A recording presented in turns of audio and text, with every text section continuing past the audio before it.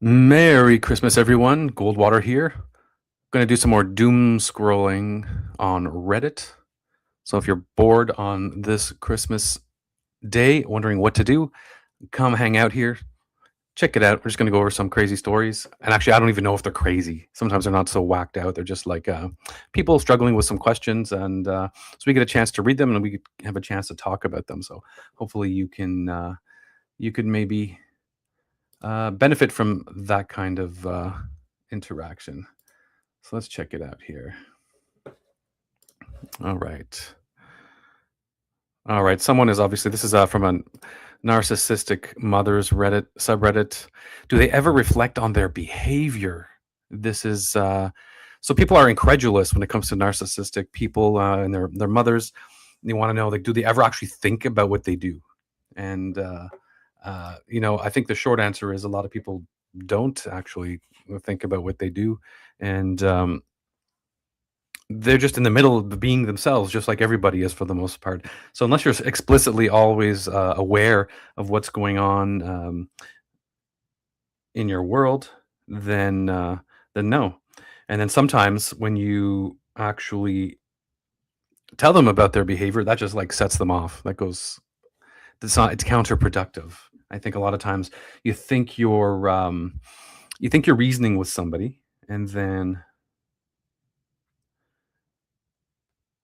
but you can't. Just hang on a sec here. I'm just checking out. Oh, okay, yeah. Cool. So, is it just a waste of time? Will she ever realize what she's done? And they don't often realize what they've done, to be quite honest with you. They have no idea. And that's what I think the tragedy is of the whole thing, right? If you have a personality disorder, I mean, it's probably been years since you've had the disorder before we start talking about it. But in that, it's really a tragedy. You've actually probably damaged relationships. Maybe you've done some horrible things, and then you're none the wiser to them. You've maybe been a what some people would think of as being like a horrible person, and you have no idea at all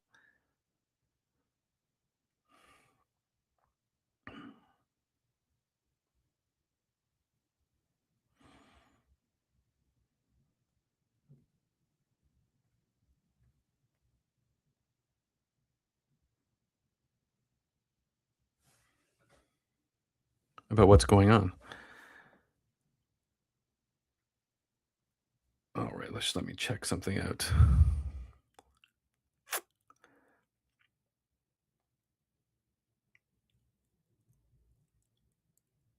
Okay, cool.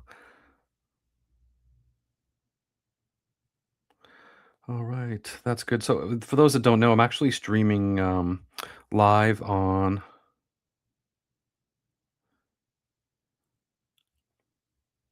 I'm actually streaming live on Rumble, Twitch, and YouTube at the moment. So, just trying that out. And I'm using the StreamYard application here. So, is it just a waste of time? Will she ever realize what she's done?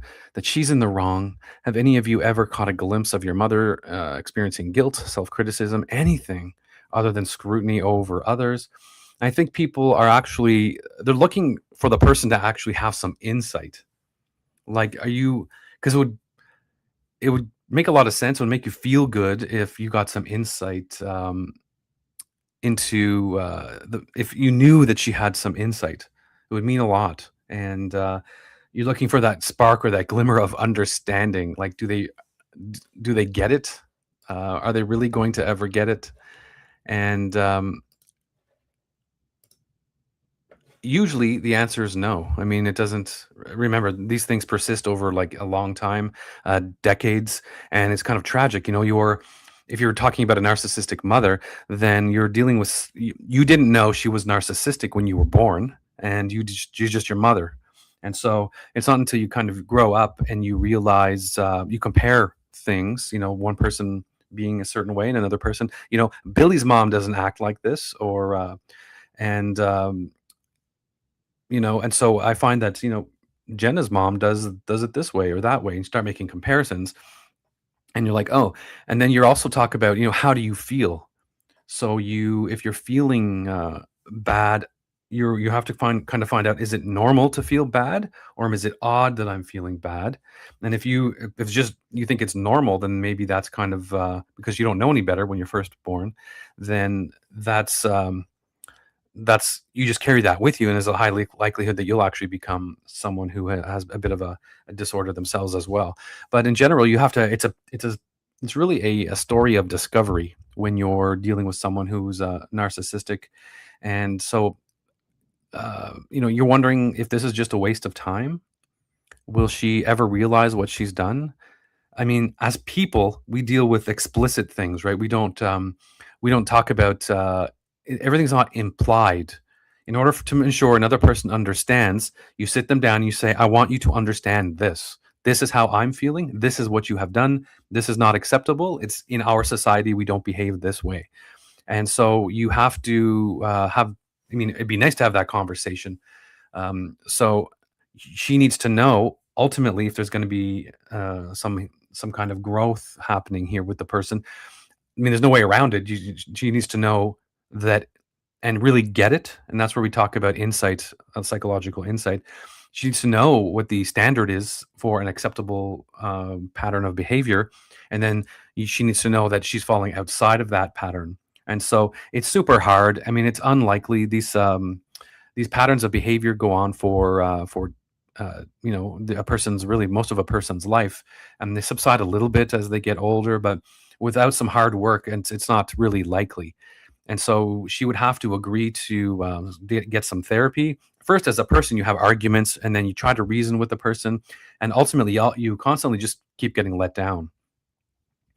So you keep putting your head up against a brick wall, and so there comes a point in your adult life where you have to ask yourself, is it worth it going up against that brick wall all the time? And a lot of people come up and say, no, it's no longer worth it. It's not worth it. And it's, and you have to make a decision. And it's super hard because you often have to decide between keeping your family and, or not keeping your family the way you originally were aware of it. So you kind of have to reconstruct how everything, what your life was before you found out versus what you think of it now. And quite often that means you have to let the person with the disorder go away. And if you're strong enough to do that, then you should. It makes sense to do that because you're not really a sacrificial animal in your own life. There comes a point, hopefully earlier rather than later, where you're actually aware of the context of your life, how old you are, how many years you have left, and you have to decide if you want to keep sustaining the relationship, if you want to keep banging your head into the wall. And if you decide to do that as you grow up and you introduce your children into that kind of narcissistic behavior, then what are you doing? What are you doing as well in that situation? Your goal is to be a protector of your family, and not bring them into the same kind of psychological jungle that you grew up in, right? You became aware of something, and and then as an adult, you learn from that, and then you hope to not share that. You hope to pass that on to your children so they don't become narcissistic and they are not injured by this kind of behavior. So it's not uncommon to think it's a waste of time. Most of the time, sharing your feelings and sharing your observations about their behavior is not it is a waste of time because you're not on the same playing field. You think you're just being insightful, and they just take it as criticism. They get hurt, and they take it as an attack. So it's not likely she'll ever realize what she's done, that she's in the wrong. Because remember, hey, if you're narcissistic, you can do no wrong, right? There's always some reason or rationale as to why you're doing something, and they're doing something. So self-criticism, well, hey, they're Miss Perfect. How can you dare criticize them? In fact, I'm going to turn around and flip the argument back and tell you all kinds of things that are wrong about you. And so, no, anything other than scrutiny over others. Well, in order for you to if you're a narcissist and you've got to be on the top and of the food chain, so to speak, everyone else is beneath you by definition. and so you're always scrutinizing any little thing. And of course, I would say you can get PTSD from hanging around, being growing up in a narcissistic household, being around anybody who's narcissistic. So again, we're talking about narcissistic doesn't necessarily mean they're full on narcissistic personality disorder. That's different. So when you use the language, no, you could use the word narcissistic for like one-off behaviors or one-off incidents, that kind of thing. But so this is narcissistic. That means it's reminds me of narcissism. But when someone actually has full-on NPD, that's a kind of that's a pervasive pattern of behavior that happens over a broad range of scenarios, experiences, and it's just entrenched into who they are, and it persists with them over most of their life, if not all of their life. Every once in a while you will find a good person who wants to be more insightful and gain some understanding about who they are as a person. And when they're amenable to that, they can change their ways. So you do like a cognitive behavioral therapy, which where you'll find logical statements that maybe they agree on, which forms the foundation of what of I guess it's knowledge, right? So when this happens, this is I expect the following, and then if they agree to that kind of statement, you kind of catch them. Hey, Nico, how's it going? Hi from Australia. Cool. I'm good, thank you. Just having some random Reddit chat on here, and usually focused on relationships and personality because I find that super interesting. So, hey, if you have any comments or insight, I'd appreciate that. So yeah, so it's really tough dealing with someone with. I'm just a GP, so jack of all trades, but specialize in nothing. Cool. So you're a doctor, general practitioner. That's cool. Do you deal with people who come in, because normally we talk about the physical aspects of it. What happens when you see obvious signs of personality disorder? And yeah, it's super tough. And I don't think a lot of GPs are necessarily trained in that aspect, right? At what point does a referral come into play? And I think a good gauge of that is when obviously it's how it's affecting their lives. So if 4% of people have antisocial personality disorder, for example, you must see that manifest in all kinds of ways. And, you might see it in a first line, but which means if you deal with someone who's broken the law or something like that. Because in my experience, I just find it, how does someone end up getting a referral to a psychologist or a psychiatrist? Because I think most people don't really ever get referred, right? Unless there's a touch point with the law. Yeah, yeah, I can imagine. You got to be careful how you respond to it. But would you agree, Nico, that it's usually the justice system that forces the referral as part of like a court mandated something or other? Was that how you would perceive it?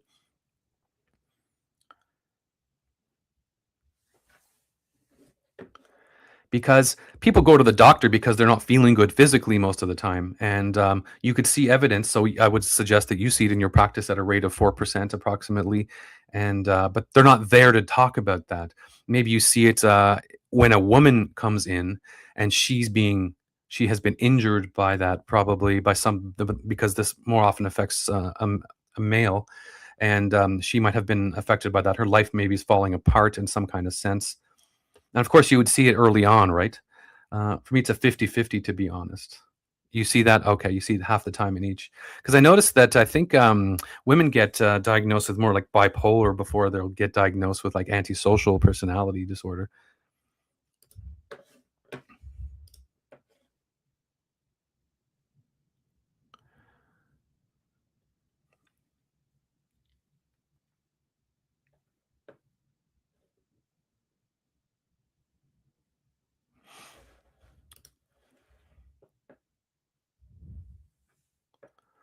So yeah, I think for the most part, I mean, people do. If you've got more than 10 friends, you're probably coming across someone who has some kind of personality disorder, and But what's interesting though is you see it. Nico says, I can usually tell very early if they require specialist intervention. So you would, but you see, because with the antisocial personality disorder, for example, usually you're dealing with a law breaking situation, right? There are people who can be parasitic, but that you wouldn't know that they're parasitic necessarily. You might be able to see if they're glib. You might be able to see if they're irresponsible, but that's not necessarily something a doctor would kind of fix. So, um, how would you, as a practitioner, a general practitioner, you know, in your capacity as a GP, what would you see in your practice that would lead you to believe that someone has antisocial personality disorder? And because that's an interesting call, right? Because you would see a very small window of that behavior, and then it would require further analysis by a specialist, I would imagine, to kind of make that determination.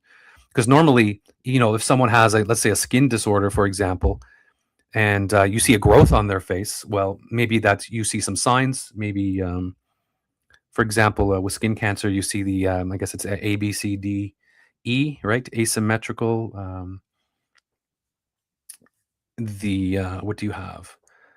A, B, C, D. The irregular border, you have discoloration for C, a diameter greater than 10 millimeters, and E is evolution, that kind of thing. So you would see that in your general practice. You go, hey, I'm not the specialist in this, but I have this little bit of knowledge, and this warrants a referral to a specialist in that kind of way. So be interesting to know what criteria you'd use to kind of maybe seek out a specialist in that kind of way.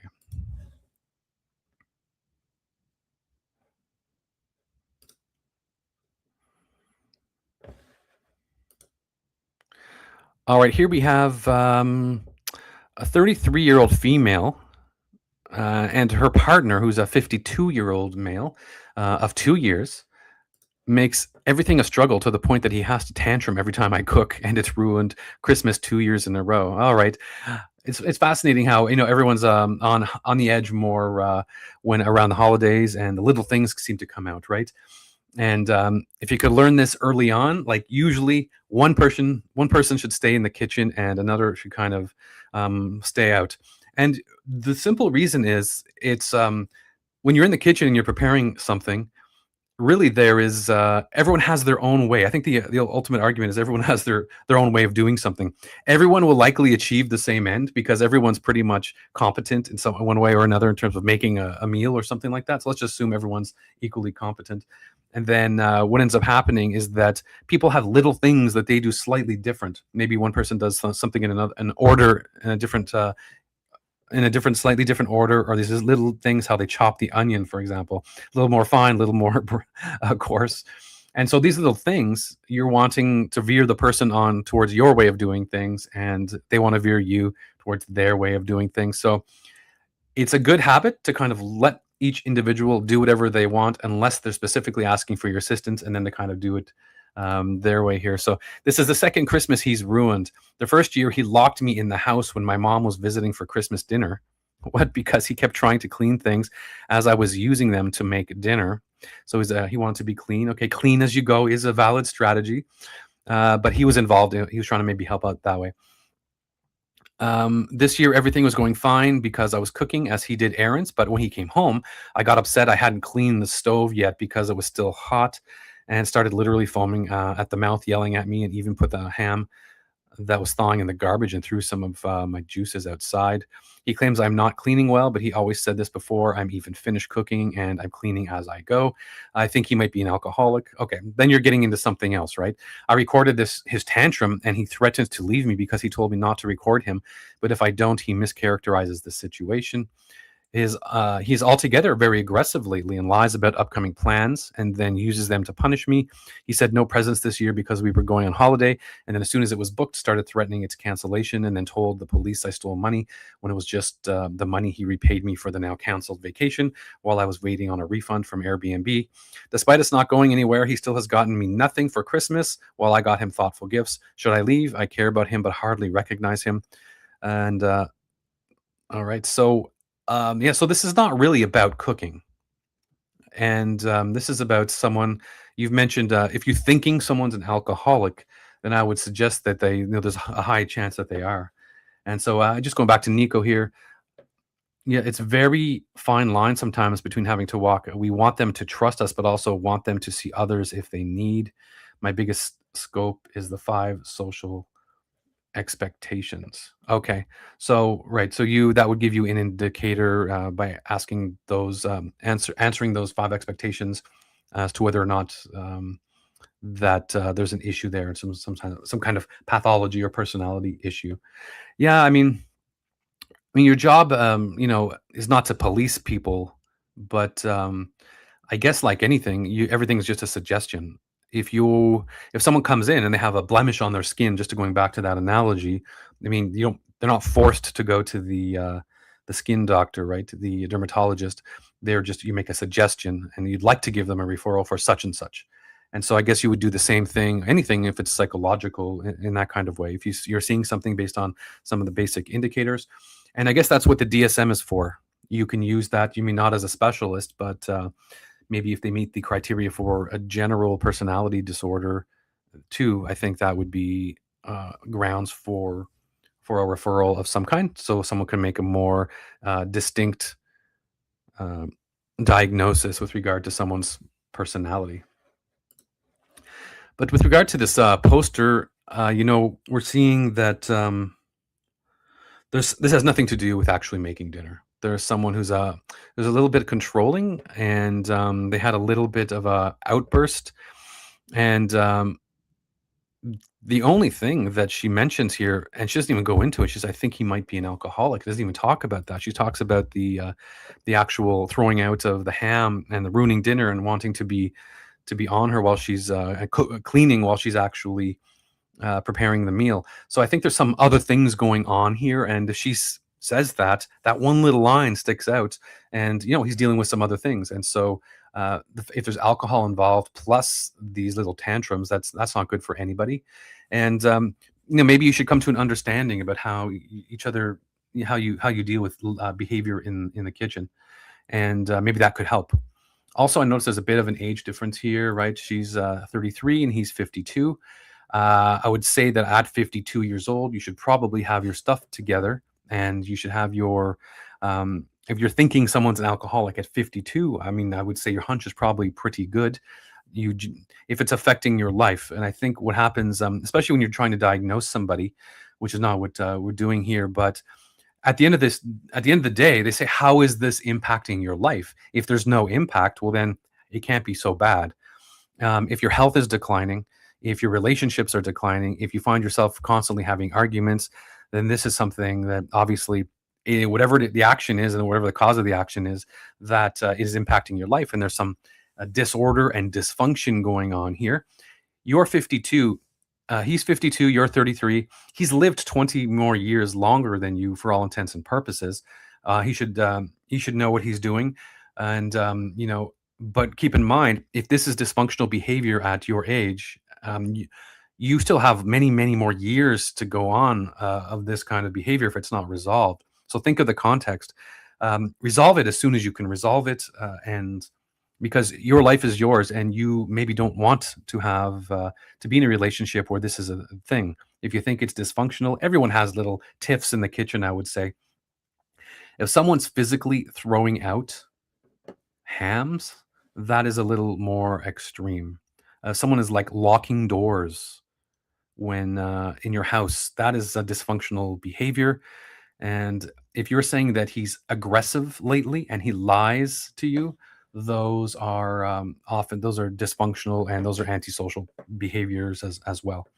And you could easily ask yourself some questions to check out the antisocial the criteria, just as a layperson. Look at it and go, hey, has he been doing this? And he's 52 and you're 33. I suggest that maybe if he's been married previously, that's another, or maybe that's a warning sign as well. So I would, and then people don't like to admit this, but the more someone has been in these relationships, marital relationships, the more likelihood they are actually antisocial behavior. The more likely that's one of the criteria for a personality disorder. So you need to be able to establish a relationship with another person. And once you formalize that in your in your life and sustain that. And if that breaks down, and if that keeps breaking down, then what is going on? That's kind of falls into the maybe impulsive and irresponsible categories of, of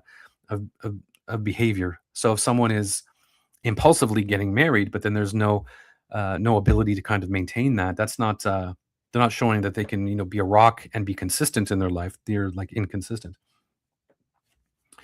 So Nico goes on to say that would let me know if something may need extra help, but some people are just weird.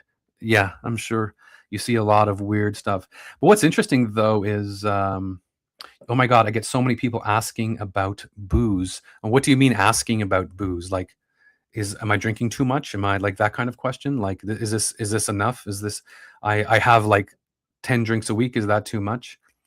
And also, people battle the messages sent by the state, right? So when people talk about the safe upper limits for drinking alcohol, they've changed, and I think recently they even come down. So but I think ultimately there's no safe amount of alcohol for you. It's not an essential nutrient. You're best to probably stay away from it, and it doesn't really help usually in the long term. It definitely doesn't help.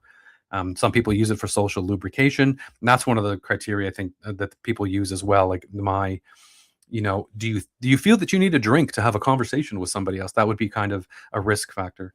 A lot of your patients ask about drinking. I think it's one of the top things in the world. People use alcohol. They cope on any different number of levels, and also it's a socially accepted thing. A lot of the in Canada, the provinces, in America, the states, and the states in Australia, that this is it's governed through the government, and so your it's been accepted because it's just been regulated in some kind of way. A lot of my patients ask about drinking, and so people are always wondering, I guess, about you know, am I an alcoholic is the question, and so um, the first the first response I would say is how is it affecting your life? Are you actually calling in sick for work? Have you called in sick for work for because of your alcohol? You hung over and you can't do your job.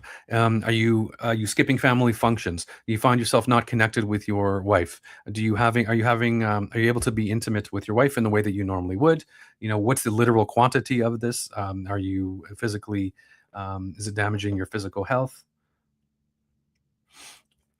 Nico says, "Oops, we'll probably disagree here." What do you what do you what do you have to say then, Nico?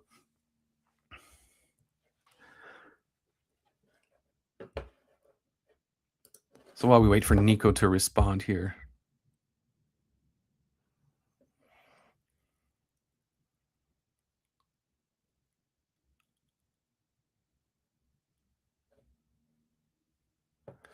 Wow, this is not this is from a subreddit called Toxic Relationships. And you have no problem with anyone drinking unless it's interfering with your life. Yeah, that's right. Yeah, that's right. So that's the ultimate criteria, right? If your life is going downhill in some capacity and some facet of your life is being affected by that, you have the answer already automatically there. If you think your life should be, I think that I should get along with my spouse, and then you drink and you argue with your spouse, well, I would say that then no, that's a problem there. So it contradicts that. If you think I should go into work and not call in sick, and it's when I'm otherwise well, then and then you drink and then you call in sick, well then obviously that's affecting your life. So that's yeah, I think that's a good people just need to know that, I think, on a very basic level. If it's affecting your life in that way, then it can't be that good. All right. So the poster here says, I want him to hate me. I so desperately want him to stop wanting me. I want him to stop calling me and begging me and showing up to my house. I've said every mean, awful thing I could think of to him. He sunk so low, it took us to the ninth circle of hell. I said such awful, vile things. I'm a monster. I even created an AI image to make it look like I had someone else here. That backfired. He showed up and I had to prove it. It was AI and just being awful. Why does he still want me? I want to escape this. I'm so miserable. I cried myself to sleep. All right. Well, just it seems to me like someone's feeling trapped, and they, in order to avoid having just straight conversations. You're just trying to like treat the person horribly so that they do not want to be around. So I'm not sure what the age of this poster is, but it could be this is a young person and they don't know how to have direct conversations. But ultimately, hopefully, most of us can have adult conversations with people, and if and you could be on the same page in terms of what you want. You have conversations that I don't think it's working out, and and I don't think we should see each other anymore. You do have the power. This person comes across as not having power in terms of being controlling who they're with, and as though uh, there was an episode of Seinfeld a long time ago where the person George wanted to break up, and she's like, "No, we're not breaking up," and then they continued to see each other because he didn't have the wherewithal to actually break up the relationship. But you do have the power, and if you don't feel that you have the power, and someone is crossing the line, then you unfortunately you have to get some authorities involved. Yeah, exactly.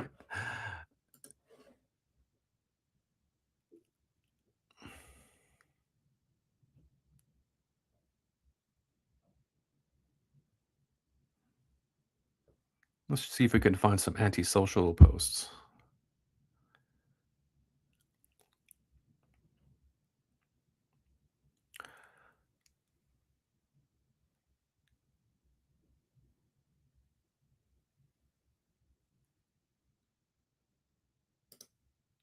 All right, someone here saying information about the most common causes of personality disorders, diagnosis, individual and group therapy. This is from a subreddit called Personality Disorders. Quote, personality disorders are not character flaws, they are emotional survival systems. This is someone's opinion here, Dr. Akindoton Marino. A therapist explains why she and her colleagues are hesitant to label people with personality disorders. Oftentimes, personality disorders are misunderstood by patients and can still instill hopelessness and be self-defeating. Over the years, as our understanding of mental illness has improved, these diagnoses do not have to be a life sentence and are treatable. But if a client believes they aren't able to be treated, it kind of complicates therapy. If she reports that many therapists are, quote, moving away from diagnosing personality disorders, the more we understand the impact of trauma. Many trauma reactions can manifest as what appears to be personality disorder, and oftentimes it's more effective to treat the underlying trauma than to label it as personality disorder. So what you have here is a doctor who's, I think, probably a progressive doctor, and using the word trauma, that's kind of a key thing. But as a doctor, if there exists a diagnostic criteria in a professionally established manual, you're supposed to use that manual, and it's not up to you to kind of go somewhere else. So I think what happens here is this doctor is trying to personally move away from personality disorder, probably likely because she's thinking about stigma in some kind of way.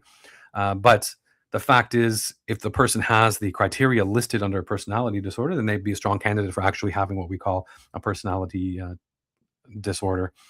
And I think what happens, I think, Nico, yeah, they are maybe way overdiagnosed. But also, things like autism, right? Like when they're before they were formalized in like the diagnostic manual, they're not, you're just like weird or quirky. And the second someone puts something in a diagnostic manual, you see the uptick in that. And then if there's a corresponding, drugs that go along with treating that, there's like, there's sometimes a need, I guess, to like find a diagnosis, to find the hammer, a nail, so that you could put a hammer to it in a sense. But I think people need to understand in general that it's very serious to be diagnosed with a personality disorder. These aren't just like you walk in one day and like, oh, that sounds like you're narcissistic. You've got narcissistic personality disorder. It's not. A lot of people use it. It's fashionable around a younger crowd to like actually think they're narcissistic or antisocial. It's kind of maybe cool, like the maybe, yo, he's a downright psychopath, man. He's a psychopath, and these are actual specialized terms, and it requires the tools to actually and information to actually make the diagnosis. So you can't just have a one-off encounter with somebody and like label them one way or another. Even two or three, it's not going to do it. You need to have a case history on a person and actually have a lot of family data, usually personal data. You use anecdotes, you use observations in your practice, and you come up with the sum total of these things would indicate whether or not there's a personality disorder. And for becoming a for being diagnosed as a psychopath, the quote unquote gold standard is Dr. Robert Hare's psychopath checklist. And but there's recent research. Dr. Rasmus Larson has come out with a book in May of this year, and it kind of there's a counter argument, especially with psychopathy. And let me see. Yeah, Nico says it takes a lot of tests, diagnostics, therapy sessions, etc., to even start a possible diagnosis. And so it's we all like romanticize this idea of in the last 20 years, right? This whole thing about psychopaths in the world. Movies have kind of done a lot to kind of romanticize that. It's super interesting to think about a person who's behaving in such an antisocial way, and but still allowed to exist out there and doing all these wild things, manipulating things, maybe advancing to the higher echelons of corporate America. And but what's happened is that a huge meta-analysis was done of like the research in terms of diagnosing psychopathy, and ultimately, people who are into psychopathy would not like to hear this, but the book is not. I'm not sure that it's selling very well, but he's out of Canada, and I think he's a professor or assistant professor in province of Ontario. And essentially, a huge meta-analysis was done of on a broad range of aspects in terms of how dangerous the psychopaths actually are compared to non-psychopaths, how their levels of empathy are compared to supposed like non-psychopaths.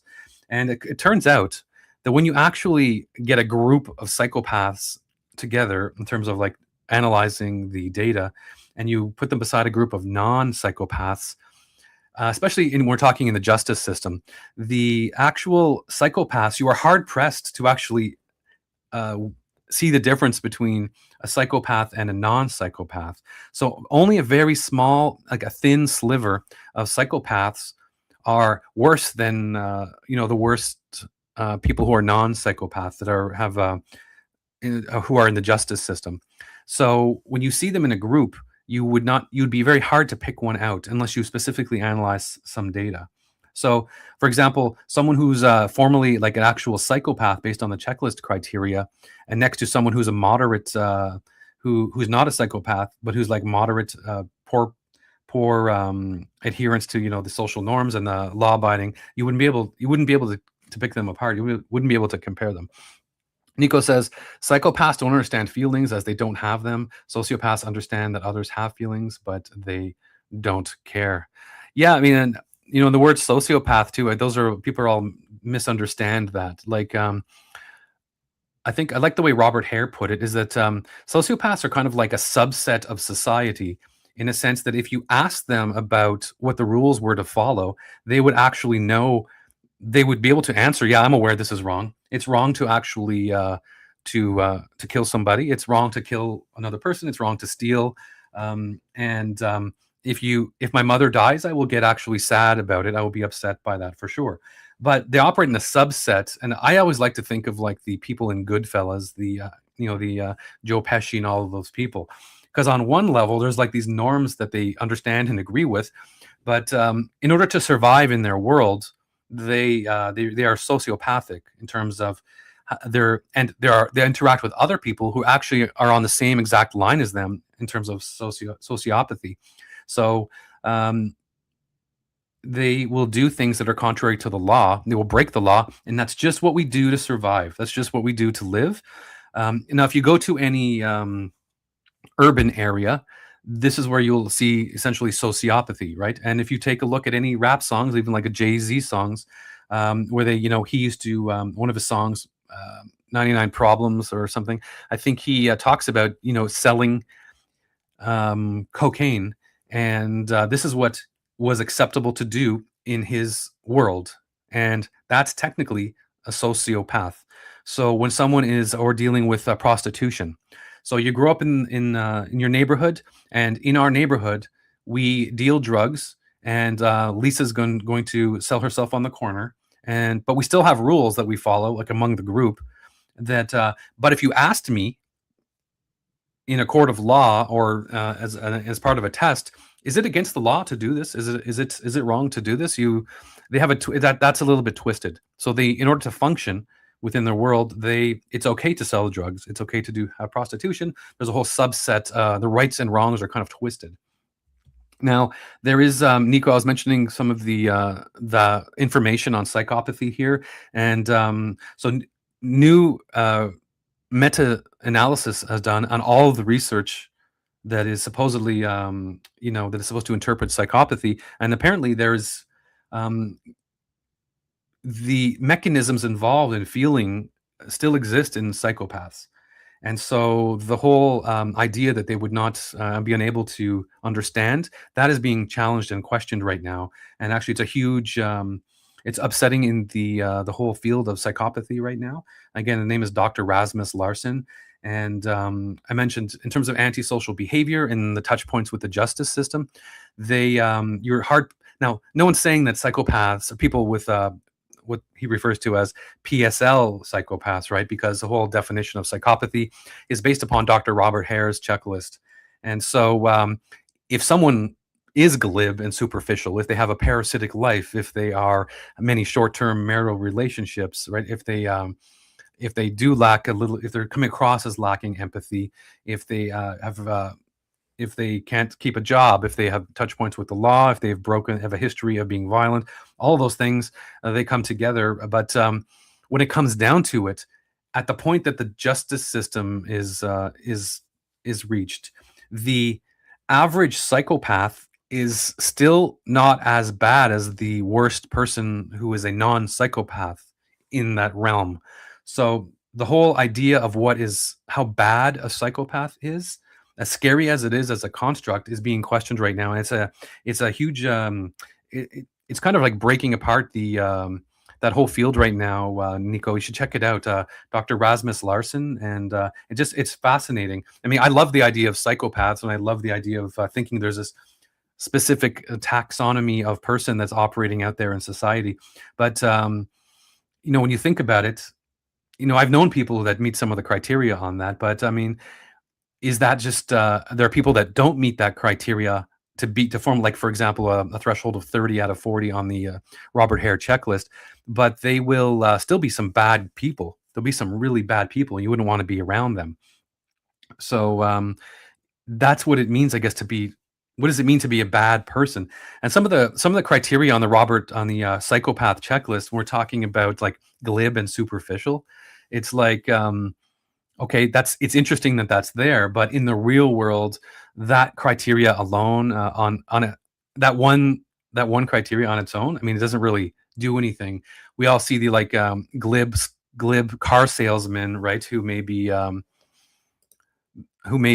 is, you could go, oh, just this guy's glib, holy shit, and so super superficial, man. He's just, he's got to be in that actor kind of role to kind of get you to like him and to get you to kind of believe that we're going to have a good deal. And there are certainly professions that lend themselves well to having that glib behavior. Nico says, I believe every child must be born with everything in them, but by 2 years old, that child can be completely dissociated. Yeah, and I think that what you just wrote there makes me think of prior to being diagnosed with antisocial personality disorder, right? You got to have, I believe it's conduct disorder, right? And that's so you can't diagnose someone with antisocial personality disorder until they're 18 years old. And part of that diagnosis is having the conduct disorder. So they must have seen this, by the age of like 15 years old. So, and now a subset of that, which was, I think, included in the DSM-5, is the callous and unemotional traits. That is like a sub qualifier for the conduct disorder. So if you see someone who's acting out in a certain kind of way, and it's they maybe meet the criteria for conduct disorder, and then they're like in their youth, then I think there was a study done. I think it's referenced by Dr. Martha Stout in her book, right? She's another one of the names that her famous book is Sociopath Next Door. what happens is that if someone meets the criteria for conduct disorder, and of course it's not 2 years old necessarily, but they do see there has been some research that suggests that like Nico said, the 2-year-olds, something that happens, they see a complete they see evidence of this stuff popping out super early, and right, and then you get into the idea of whether something is like a, if we're talking about psychopathy, you get the idea into the notion of whether someone is a primary psychopath or someone is a secondary psychopath. But Nico says the diagnosis can't happen until it's too late, but you can't go around diagnosing children. Yeah, when you, that's the thing. There's we know this, what we were just talking about here with the with this trauma subreddit, subreddit here, is that the doctor here was staying away from diagnosing someone. Now, I don't know how. Now, in general, I would not say don't go around not diagnosing someone, but what ends up happening, and this is horrible, because that's right, kids are just kids sometimes, Nico, and imagine when people don't understand necessarily that when you're younger and if you visit a professional, and if someone somewhere along the line, starts writing narcissism or starts writing antisocial on your chart, these things linger, and that's one of the arguments I think is with psychopathy as well. When it's been quite fashionable in the last like 15 years to diagnose people with psychopathy, although it's not technically a diagnosis in the DSM. So in court, though, they do call in experts to kind of weigh in on whether or not they think someone's a psychopath, and they'll come in even maybe with the fMRIs or whatever, and say that there's certain areas that light up and certain areas that don't. But whenever there's a touch point with a professional in terms of the medical system, and they start using language, what can end up happening is that there could be stigma associated with that. And as Nico says, sometimes kids are just kids, but if you start throwing around this word, and then the next professional you see sees that, and they're like, oh yeah, okay, sounds like this person is probably X, then they move on and before you know it, they're a teenager, and it could be almost a self-fulfilling prophecy, right? Maybe the parents start going, oh, you know what, you're a narcissist, or you know what, you're antisocial, and they start there could be medication involved, there could be just social stigmas involved, and every action that they do, you're kind of blaming on this diagnosis that occurred maybe when someone was really young, and so you don't want that. You want that to happen necessarily. Someone should be maybe, if a diagnosis is made, then a reevaluation should be done at some point, because it just might be kids being kids, as Nico says, and is it one, when you're younger, and we refer to a pervasive pattern of behavior over a broad range of circumstances. That's really not possible, when you're a child. There's no broad range of circumstances. There is no pervasive pattern of behavior. That's why when you're 18 years old, some of these patterns are then at that point perceived as being, set in someone's life. And so I've noticed that, for the last several years, every time this happens, you respond this way. I've noticed that we've had to call the police on you 7 times in the last 2 years, and I've noticed that when someone is older, I've noticed that you can't hold down a job. I've noticed that you've been married 4 times. I've noticed that you've been fired for stealing. I've noticed that you keep taking money and not paying it back. All of this stuff, right? This comes together, and that's when it's better to actually make a diagnosis. So you have more information. More information is always better in terms of dealing with that. But I think, we do forget about the words that we put that we use, right? We all, if you reach a certain point where you're aware that some people who are just odd, who are different, and you have to decide if those just different values. Are those different values? When you're talking about the personality disorders, I mean, the most important ones, the most interesting ones are the cluster B ones. And I've done my doctoral in crime psych, but not many people know. Some parents, unfortunately, are very quick to blame everyone else for their kids' issues. Yeah, that's horrible, Nico. And when you start reading the research on antisocial personality disorder, and I'm not sure if you're familiar with Dr. Hervey Cleckley, right? He's like the grandfather of that stuff. Well, he specifically indicates And actually, another doctor, there's a book called Bad Boys, Bad Men. And a lot of people in society who actually are subclinical or maybe even clinical, narcissistic, antisocial personality, these cluster Bs, they're actually protected by their family. Okay, particularly if they are affluent, they can easily be protected by the family. We all see cases, of like rich people and rich kids, and there are lots of famous cases where the rich kids have done some horrible things. Maybe um, I think there was even one with a cousin, a JFK cousin. But anyway, these they hung out, and then all of a sudden girl ends up dead, and like the Kennedys are involved, and then everyone's saying nothing happened. They just last time they saw her, she was fine. But the point is, parents with money can actually protect antisocial people from their consequences. That's just a fact of the matter. And if you can buy a lawyer and you you mainly try to stay away from most writers, etc. Oh yeah, this is like I mean they're doctors, but it does stay into the pop psych. But I mean, doing those searches on the Google Scholar, like they're really informative. So what ends up happening is imagine we talk about all these horrible behaviors in life, right? And it's not just for antisocial. If you're dealing with someone who's borderline or even narcissistic and antisocial, they can be horrible people, but people ultimately learn in society when there's a consequence to their behavior, and maybe they're more likely to learn. I don't know, not necessarily, but if you lose your job and you don't have a revenue, you might decide that you're not going to be the jerk at work and say the ridiculous things that you did. Maybe you're not going to be as aggressive with people. Maybe you won't be so familiar with the woman you're talking to at the in the cafeteria or in the office kitchen.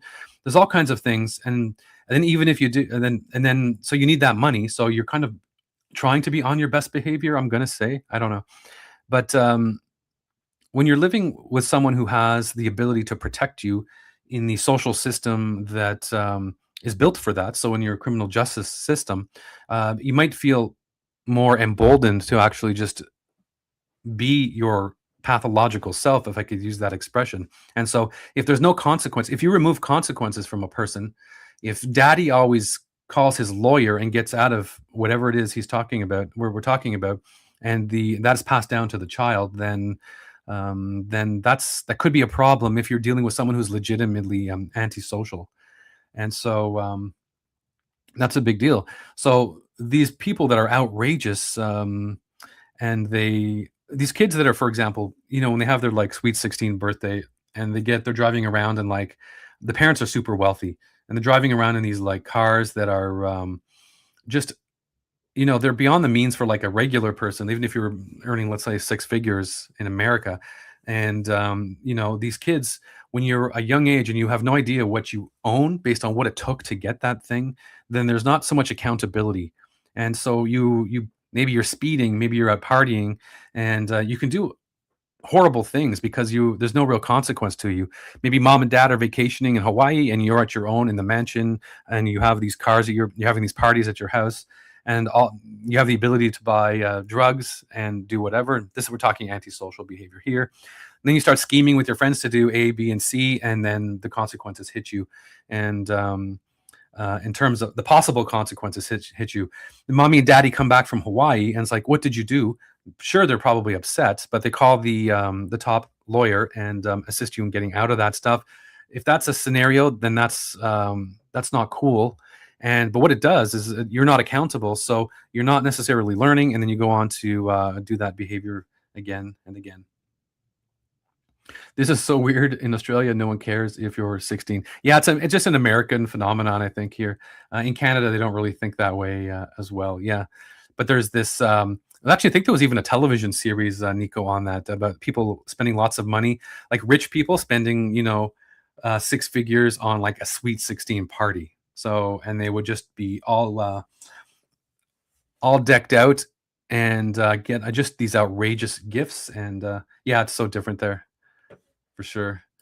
All right, let's check out some other subreddits here.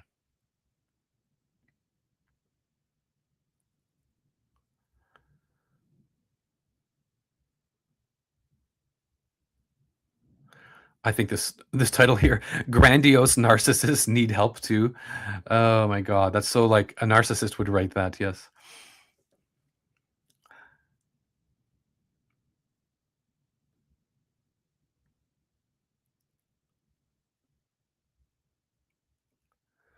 Alright.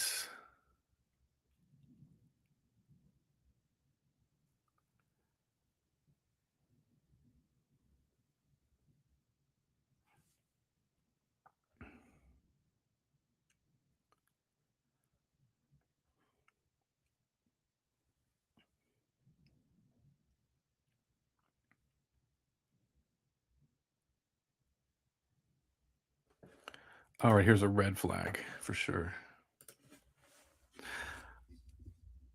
Alright, toxic relationships. This one is, girlfriend is sleeping at her ex-husband's tonight for Christmas Eve. For context, I told her this would be crossing the line, and yes, they have 2 young kids. However, boundaries of physical touch have been crossed before, and I have forgiven. Her ex-husband is extremely weird, makes sexual comments, tries to make her jealous, all of the above. She's choosing to go sleep there tonight for her kids, but I'm not buying it. I told her how it makes me feel, and she's throwing it in the trash and doing whatever she wants. I told her I can't trust and she said she doesn't care. What are y'all's thoughts on this? So, hey Nico, my youngest daughter got her first car from me, 14,000. My first car was $3,000 shitbox. Yeah, well that's cool. Yeah, so you're so that was an upgrade, I guess. That's right. A lot of people have to work for their first car, and they work multiple jobs and save the money up to get it. And there's a completely different. Some people live a completely different life and get a lot of stuff just handed to them. Let them do it. So in this one here, I think that the poster here is, I don't know. My thoughts on this are that, okay, if it's an ex-husband, um, then that relationship is over in the intimate sense, and a new life is with a new person. And this is Christmas, and you have to come to an acceptable understanding of how this is going to work. And this sends mixed messages to the children, because why is mommy sleeping here with daddy? This is kind of weird. If they're divorced, then you don't sleep at the same person's house and leave your current partner by themselves at Christmas. So I think the couple should remain together, and then that's just has to be has to be the way. And let me see here. And then the kids have to deal with how, the parents have to deal with whether they stay at the the mom's house or if they stay at the dad's house. That's it. I think if the person is your life partner, I guess I'm not sure if they're married here, but they should stay together. That if it's Christmas, this is an important holiday in their lives, and that's the foundation. Couples stay with each other, and then it's decided separately where the children go after that. Now, unless this is a new relationship, then maybe he doesn't get much say. I don't know if we have that much detail in this post here, but it's confusing.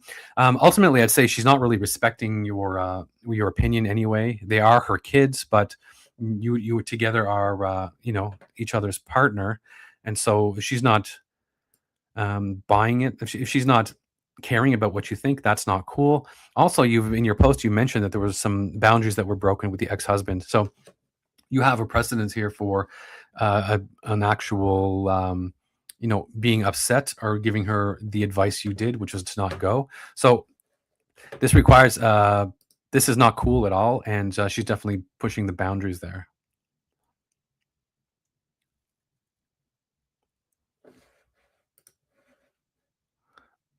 All right, Nico.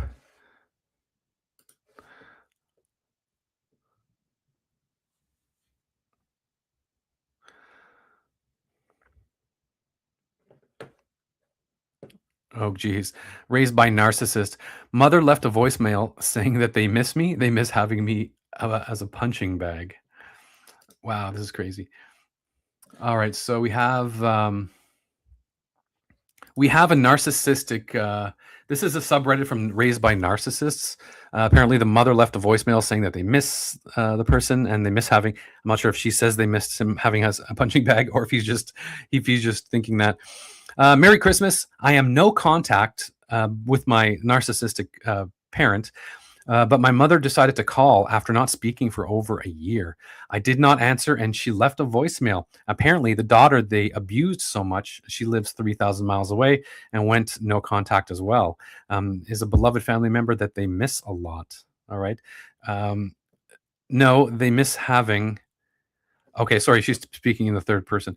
Apparently, the daughter that they abused, which is the poster, so much lives 3,000 miles away and went no contact, is a beloved family member. So the narcissistic mother saying that the poster is a beloved family member, but she's gone no contact because that's the best thing to do when you're living with someone who's or you have a parent that's narcissistic.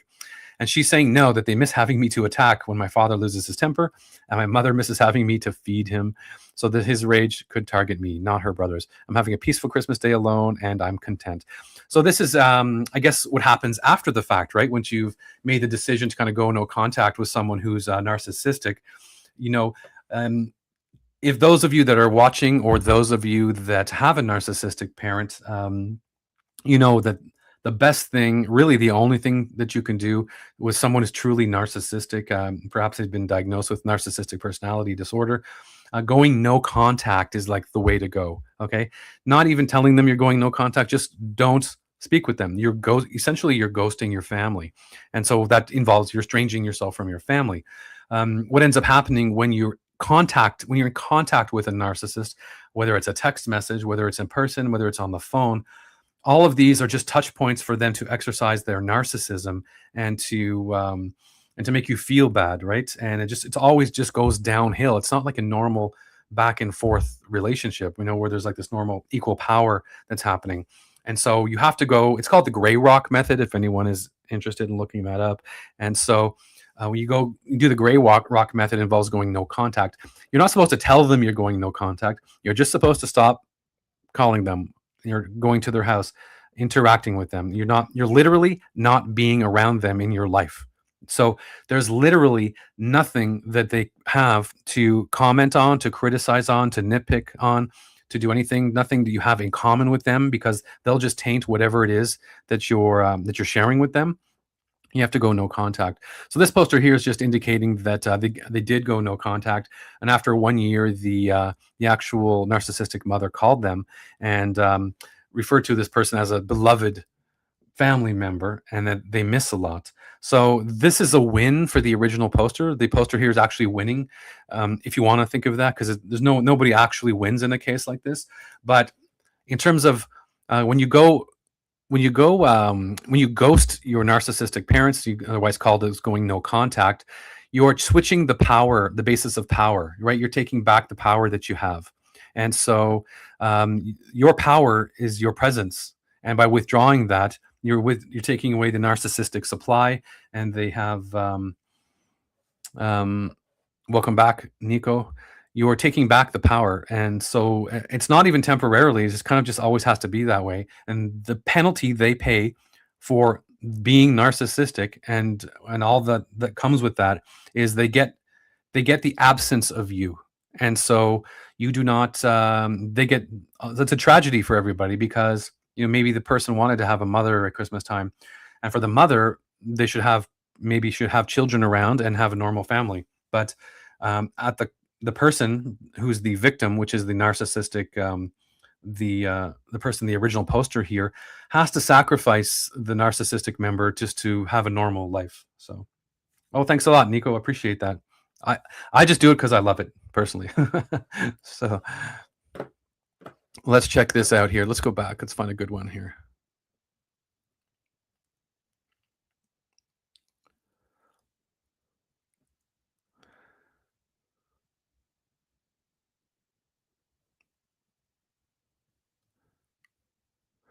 So a lot of emotionality here over Christmas, because families come together. Everyone has expectations. It's supposed to be about celebrating and each other, and part of that is giving gifts and and it's an opportunity for people who are narcissistic to actually leverage that to cause pain with others, and then there's extreme judgments made by everybody, the pathological people and the people who are just victims of the pathological people, and it's never ending, really. Okay, here, let me see this. Am I the asshole for not thanking my godmother for the Christmas present she got me? My godmother, who's a 40-year-old female and who's also my aunt. I have a sister, S, who's 28, and godmother has a daughter the same age. Since S and N were teenagers, uh, N has been horrible to my sister. All right, I'm just going to skip this one. This is just not getting into that.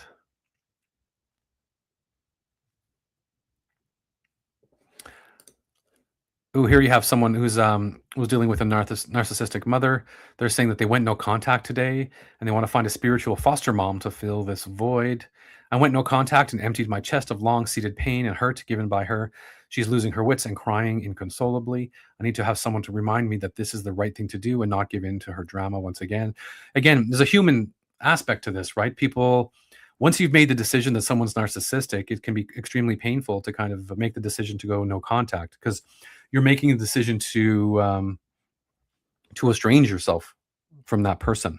But if the person's truly narcissistic, you kind of have to do it, and it's kind of the best decision you could make, because the short-term pain in the estrangement is actually much easier, way easier than the tragedy of living decades over hundreds of interactions with someone who's a narcissistic parent.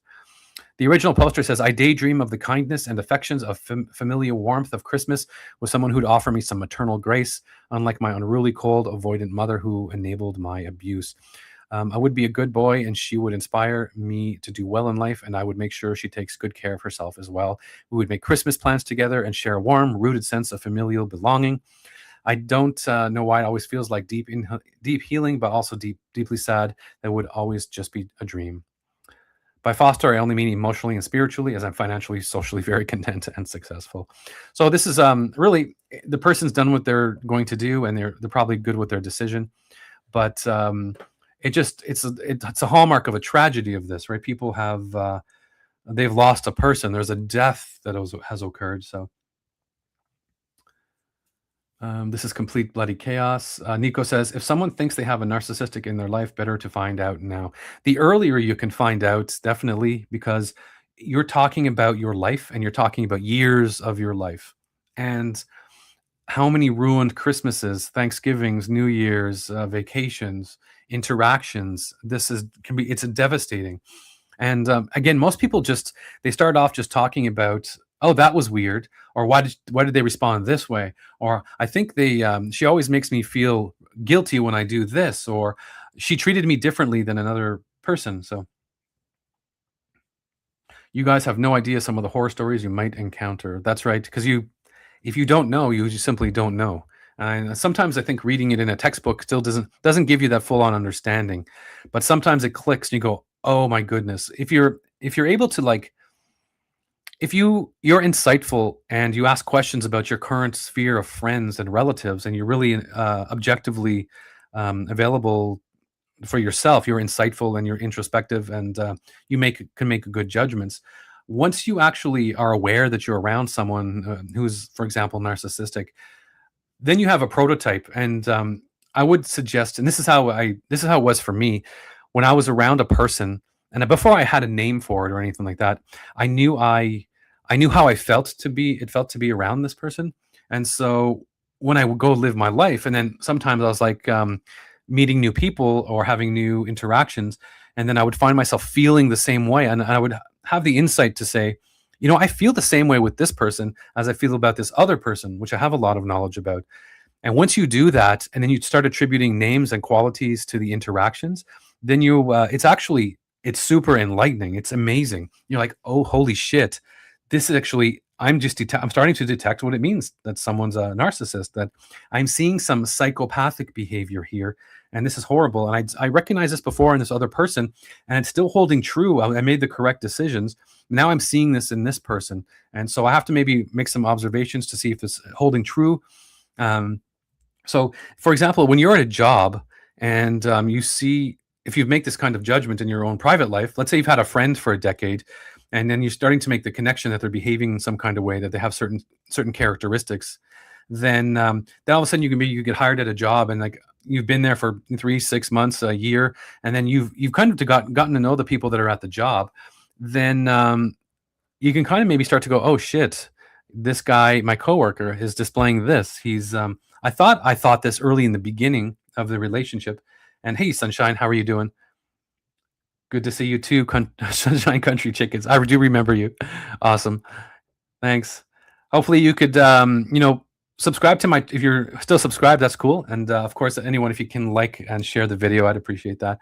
Um, So you use the knowledge you have and you take it with you, and you apply it. It doesn't matter what it is. It just happens in this case. We're talking about people with personality issues, but you take the little bit of knowledge that you have that is bona fide, good, solid information. Usually it's with your friends and family, and then you could start to apply it in the other interactions in your life, whether it be going out to dinner or just at your job, and in other areas. And you'll begin to see that if you care about the truth, and if you're objective about what those things mean, then you don't have to go, you're still mad. Hey Jarella, how's it going?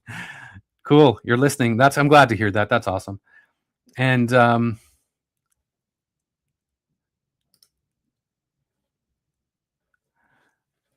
that's awesome. So you'll find out that you have actually good information, right? You have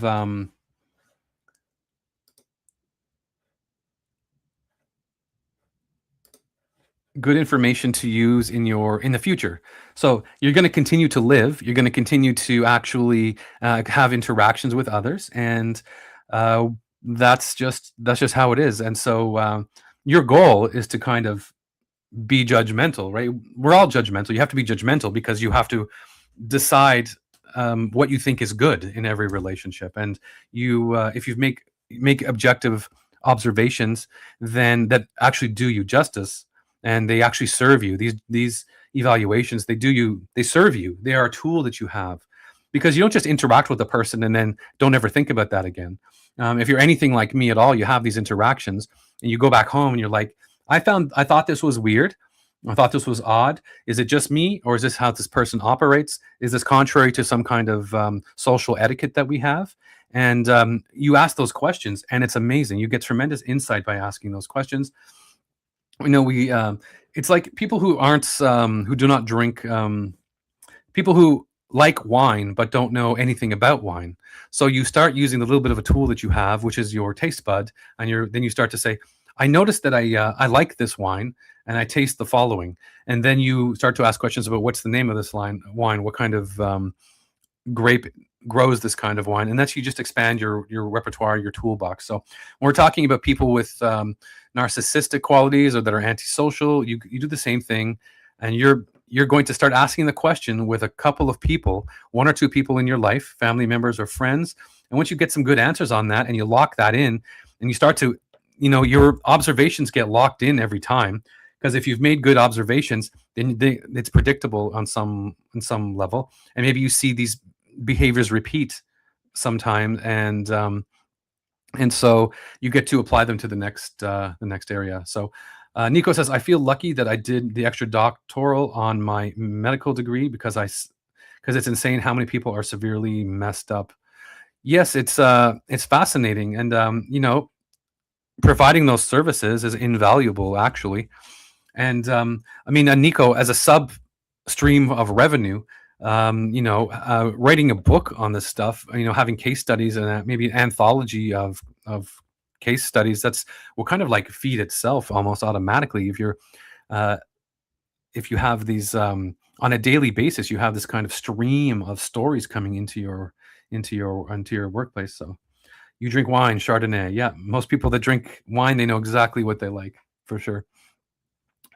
But yeah, so it's super interesting, and once you see it, it just repeats itself. So I'm not sure, Jarella, you're still here or not, but I mean, we talk about there are streamers on the internet. There's a whole dysfunctional world of different streamers, and a whole subcategory of people that react to those streamers, and they're super dysfunctional. and they reliably are going to do the same things. They have narcissism on some level. They have antisocial behavior, and you're too lazy to write a book. Well, that's awesome. Yeah. And a book is like it's a labor of love because you have to pursue that. And but when you're dealing with some of these stories, I mean, all of a sudden, if you deal with a book of an anthology, it's kind of you're just paraphrasing something you've seen and change the details. Hi. Okay, great, Jarella. Yeah, so it's fascinating, and the reason why it's fascinating is that not just because it's like cool to see these one-off behaviors. What is super fascinating is that it affects all of us, and there's a huge cost to society. That's really the ultimate thing. That's what I think is the what makes it super interesting. When you work at a job or when you have a family engagement, right? And these people are there, it's um it's devastating to your life to be part of that dysfunction, and it damages part of your life. Maybe you think you're going to live a life one kind of way where you love Christmas and you're just going to go and have a good old Christmas, and that's just you have an idea of what Christmas is, and this is just going to be normal Christmas, right? Well, no, because my aunt with the personality disorder is going to screw all that up, and it's not going to be fun at all. And not only that, there's all kinds of a social dynamic and social drama that takes place because of it. And then so it's not just a one-time thing. It's over the course of an entire year, and then over the course of many years, same kind of thing. So it's super damaging. And what's amazing is that there are people that see it. And what's interesting is that there's another phenomenon that occurs really that you can see the behaviors, but when you talk to other people about it, they are like willingly blind to that kind of to sometimes if you bring it up or if you talk about it, they have no idea what you're talking about it, and they look at you like you're crazy. Hang on a second, I'm just going to grab a beverage.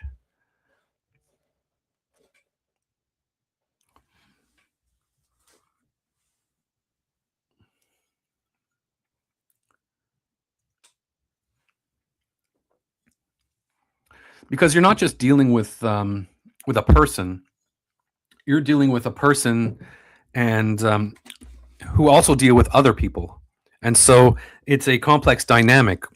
And if you're with somebody and they're with somebody, there's someone with a pathology. If you have friends and there's someone who's pathological in that little mix, and they don't see that, but you see it, and you're actually objective about it, and you're actually right about it. Maybe you've ruined two relationships, or maybe two relationships will be ruined because it's just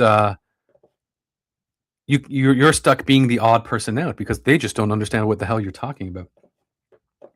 Nico says I've got an autistic non-binary 24-year-old and a major ADHD 20-year-old, and oh, I love my life. Wow, got your hands full there for sure, Nico.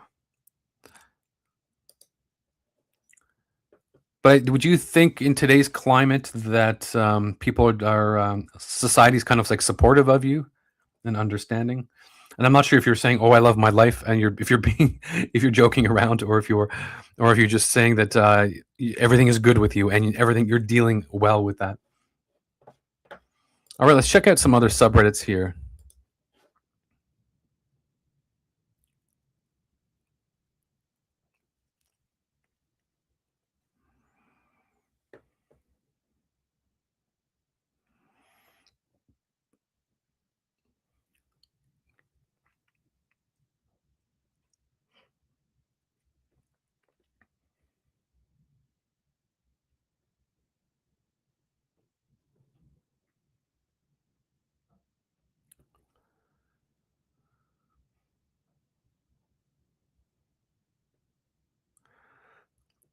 So far, the pickings are slim pickings. Oh my god. All right, am I the asshole here? Am I wrong to feel sad or betrayed that my mom only gave me gifts that I explicitly said I did not want? Hello. Hope you all had a lovely Christmas for those who celebrate on the 24th. And I hope all who celebrate on the 25th will have an amazing Christmas. I come from a country where we celebrate on the 24th, so I celebrated yesterday. For context, my parents are divorced, so this year I celebrated with my dad and his side of the family. Today I picked up the gifts from my mom. I said the two things I wished for was perfume and money, so I could buy my own stuff for my apartment. And the Christmas gifts that I got was two books from a Russian author translated to my mother language. I've told her I don't want books in my mother language unless it's the author's original version is in my mother tongue. I also got a lot of pink stuff, even though I've told many times I don't like pink that much. My mom knows I'm quite a Harry Potter fan, but I'm not the biggest fan. Um, what to get? My hat says Harry Potter. Many times I've told her what I wish for. She tells me it's unrealistic. This year I told her that I wanted the perfume and the money, but I also told her that I wouldn't mind if I got some form of massage treatment since I've been kind of stressed this year. The perfume isn't crazy expensive. Total value of the gifts I got is well over that amount, so it's not the lack of money. My dad, who makes a lot less, gave me gifts that I actually liked or wanted. Um, so yeah, I think that at Christmas time, you're I think the person should want to get you something that you like, right? And Nico says, yes, it's mostly cool, but we have a mental breakdown days. We have our mental breakdown days where we just laugh until we cry and just lose it like it's completely wankers. Well, that's good. It sounds like you're handling it as best as can be expected. And that's going to happen, right? So when you're dealing with a situation that isn't atypical, then you're going to have some atypical days. That's for sure. So I think when it comes down to Christmas gifts, that the person giving you the gift should want to give you something that you want, but at the same time, I think sometimes what happens is they want you to have a thing, and it makes them feel good that because they're sharing something that they think is like that they think you'll like, and so a lot of people are actually annoyed or upset by that because they didn't just it'd be just get the things that are on my list, and that'll make me happy. So it's weird. Yeah. But as Jarella was saying, let me just pop this up. Let me see here. Sunshine Country Chicken says, "We stopped giving gifts at Christmas. Now we can actually enjoy celebrating the birth of Christ with our family." All right. So, yeah. So, Sunshine Country Chickens. Yeah. So the gift giving is just maybe incidental. And Sunshine Country Chickens is just saying that the real purpose of Christmas is to celebrate, the birth of Christ. The Jarella says that it seems passive aggressive. And to purchase gifts they've expressly said they don't want. I'm on the same page with you, Jarella. I think that if you say you don't want a specific, like I don't want to this, then why would a person get that for you? That is weird. I was just kind of thinking it's a little narcissistic or whatever. So yeah, and some people are hard to buy for, and that's really how they view the world, right? That they view it like that that that they have the list, and that to them the list is very sacred and special. And also, just remember, when you're growing up, a lot of people are taught that you know it's special, but special for different reasons, right? If it's about the gifts, there's huge focus on the gifts, then you're going to it's going to carry much more weight with you as a person than if it's just kind of a secondary thing. There are some people that yes, they make it more about the religion, and then the gifts are just like supposed to be just token things that you share with each other, right? There are some cultures that are just materialistic, and they're like, you better get me a good present, because if you don't, I'm going to be pissed off, and you've ruined Christmas. I'm going to be really upset, and I'm going to get back at you. Like, this is like, it's a slight against me, and if you don't get me what I want, then this is like, it's the end of the world. If you don't get me what I want, this ruined Christmas, right?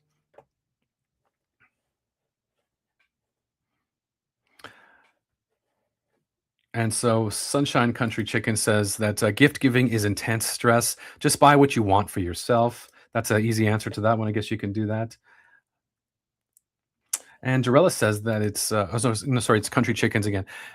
It's really nice. We just enjoy dinner and make food and treats, etc. So You've taken a lot of the pressure here. This is one of those things, there's like social pressures involved in terms of a lot of the stuff too. It's not just what happened in your family. You're leaving, you go out, you talk about what you got, what happened, and people have different expectations. Like if someone's like, my parents got me this, my husband got me that, and this is exactly what I wanted. And then you weigh that against how everyone weighs that against how well they succeeded. How is your life a little dysfunctional because you didn't get exactly what you wanted?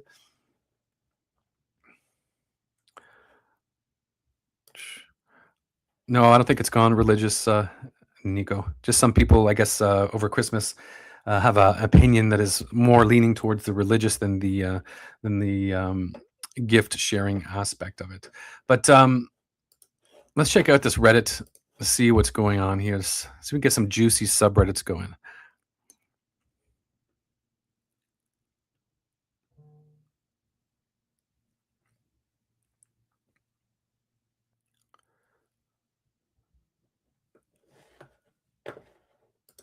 Now, I personally, yeah,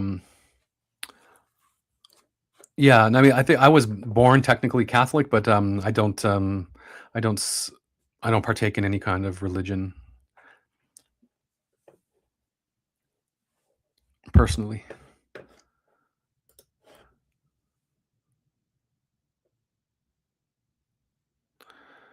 All right, see if we could find something good.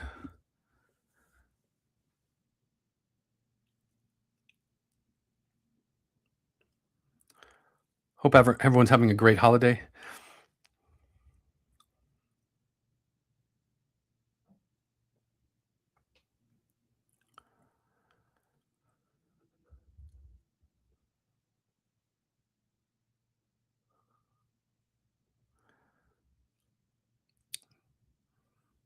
I'm gonna try to find the sociopath subreddit.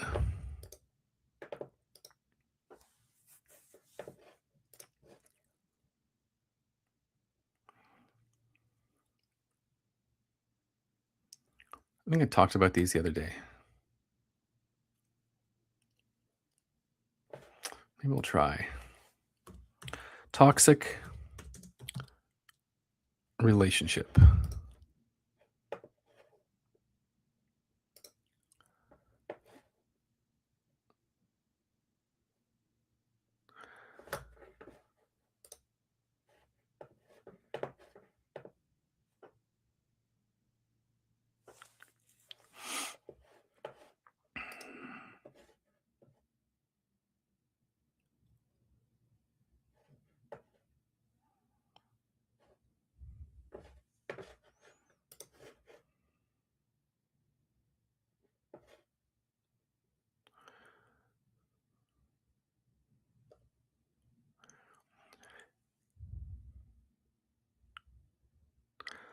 A lot of people having issues in their relationships.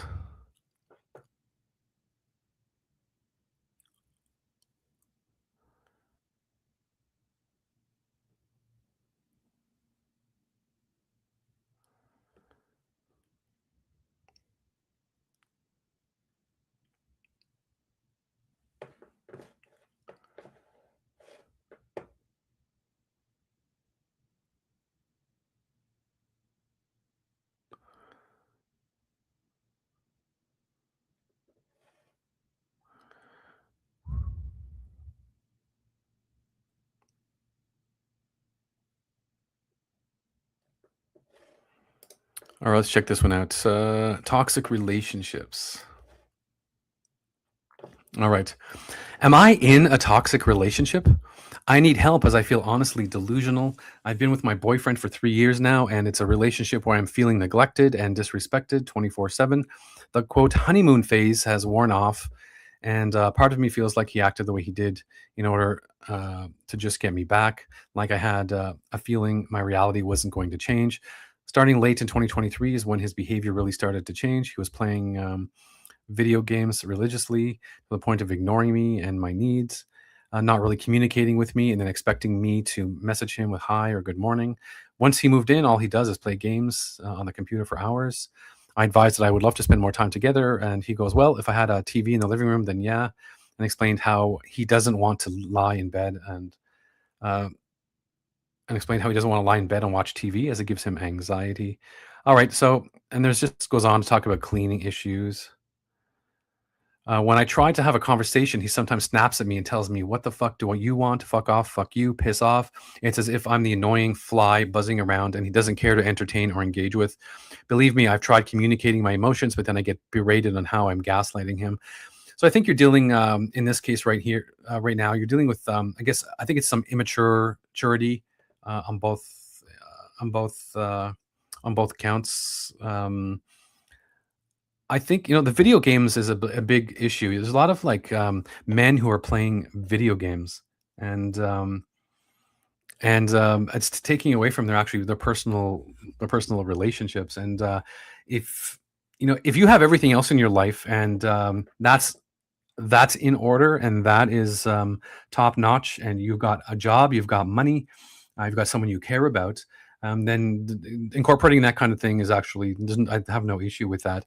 But when you have people who are just young and they're not established yet, and maybe they're not where they should be in their relationship, they're not where they should be in their job, then that's it's taking on some that's painful, right? You're not becoming who you probably want to be and who you should be. Time is passing you by, and it's kind of you're just wasting it on playing video games. So he's free to enjoy playing his video games, but she has something else in mind when it comes to her relationship. She wants to have something more. And so if he doesn't meet that criteria, then I think a conversation is in order.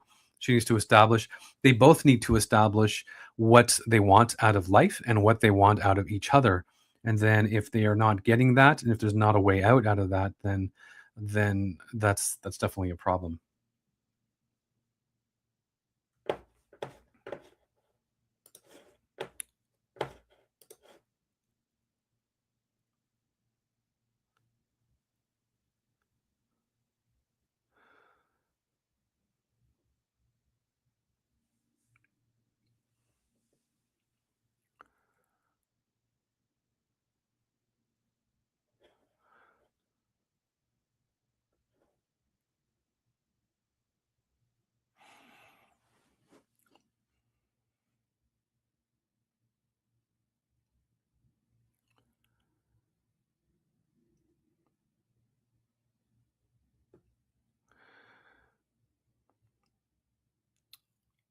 People getting mixed signals, people cutting off relatives.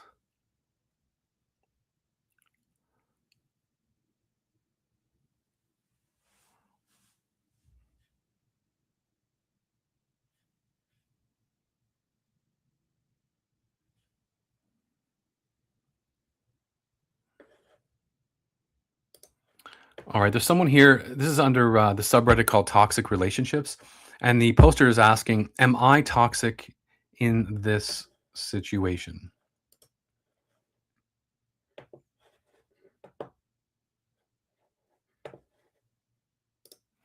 Hey, Sunshine. Well, that's good. I hope you can continue to support me by watching here and share the word. Yeah, that's right. The witch is dead. And we talk about people with personality disorders, and this is what you're seeing is the exactly everything we talk about, the downfall of a person, right? As they get older, you know, the, this person is the YouTube welfare program, and that's what you're seeing. And um, now she's just the Twitch welfare program. She's got only one tool in her mailbox, and that's to beg for money, unfortunately.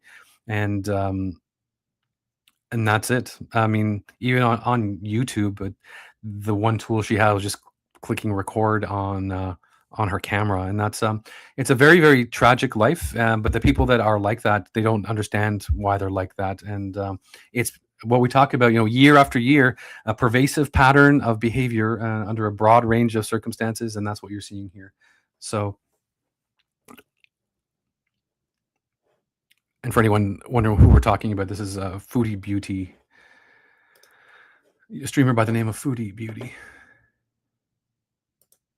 All right. So my toxic in this situation, I came in and I told my boyfriend, we'll say his name's Tom, that I think um, I'm recognizing this logo here for some reason. And I'm wondering if we're reacting to if the same person is actually writing these stories in all of these in all of these subreddits.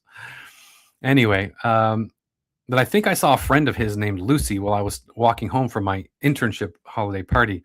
I was explaining how I came by them and that I accidentally bumped into their friend.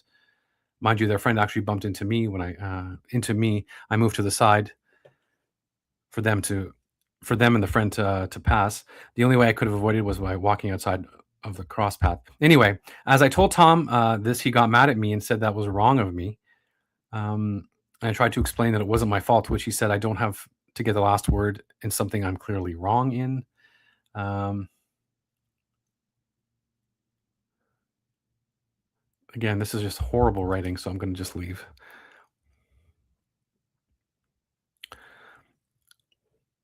That's what's odd when you're doing these Reddit doom scrolls. A lot of these posts are like some of these are really insightful and well written, and some of them are actually just people not stringing their thoughts well together.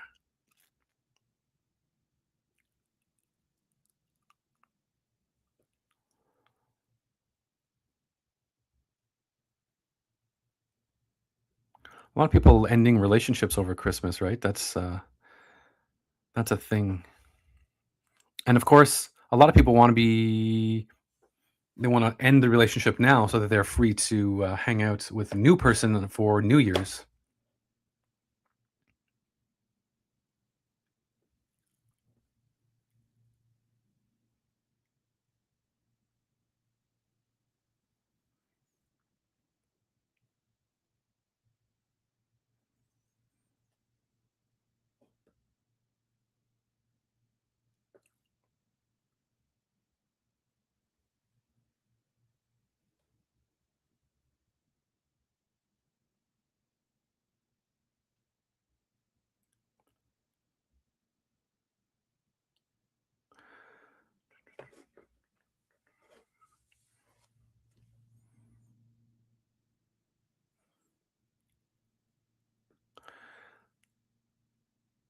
Let me see. Advice, help needed. I can't tell if it's me or if I'm addicted to the wrong person. I can't tell if it's me or if I'm addicted to the wrong person. My girlfriend of 3.5 years has repeatedly never listened to me when it comes to buying cars, taking out loans, or changing jobs. So we ended up in a rut where I was paying for everything and I expected her to maintain the house. For example, I would cook, she does washing. She's washing up, cleaning up, and the laundry. And eventually we get to the point where I don't trust her and she can never pay rent. And she lies to me about getting her hair dyed and doing her nails, stuff she can't afford, basically making me not trust her at all. We carry on. We basically just continue and argue about everything. Me complaining the washing's never done. I still come home and cook. And not even that, I still do bits around the house when she's not there, plus all the shopping. Until 2 weeks ago, I find she's messaging people all the time from her college course, and I get insanely jealous as she's messaging them until 2 in the morning, back to back. At this stage, I break up. I'm sick and tired of all the arguing. I don't trust her. She begs me not to break up. We talk loads, but I say we need to be single and rebuild the trust in each other.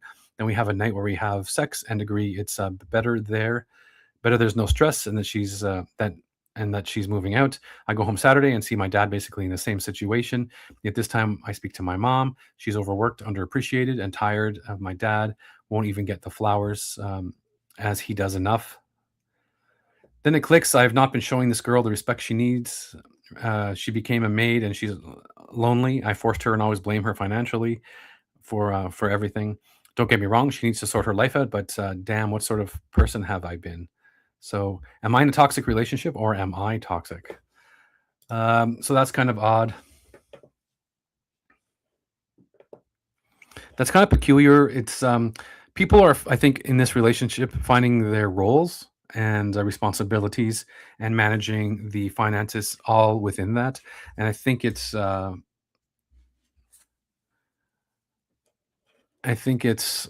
people are just immature. I think still you need to find your role. You need to find and define those things. You need to communicate with each other and to be happy with the choices that you've made. So it's if one person's the breadwinner, that's fine, but then how is the other person contributing? And it's just finding that balance where everyone's okay with the balance, so that no one gets resentful. And that's the real key to any of this. So is it damaging you? Is it hurting you? Are you If you're feeling resentful, then obviously there's something else going on.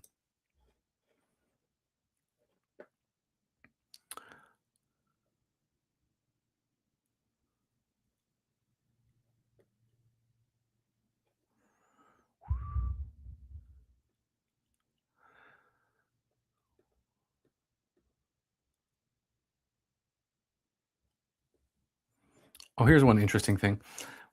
Why do therapists suck when it comes to antisocial personality disorder? So, this person says, I've only had one good therapist who objectively dealt with my emotional issues in a way that was helpful to me.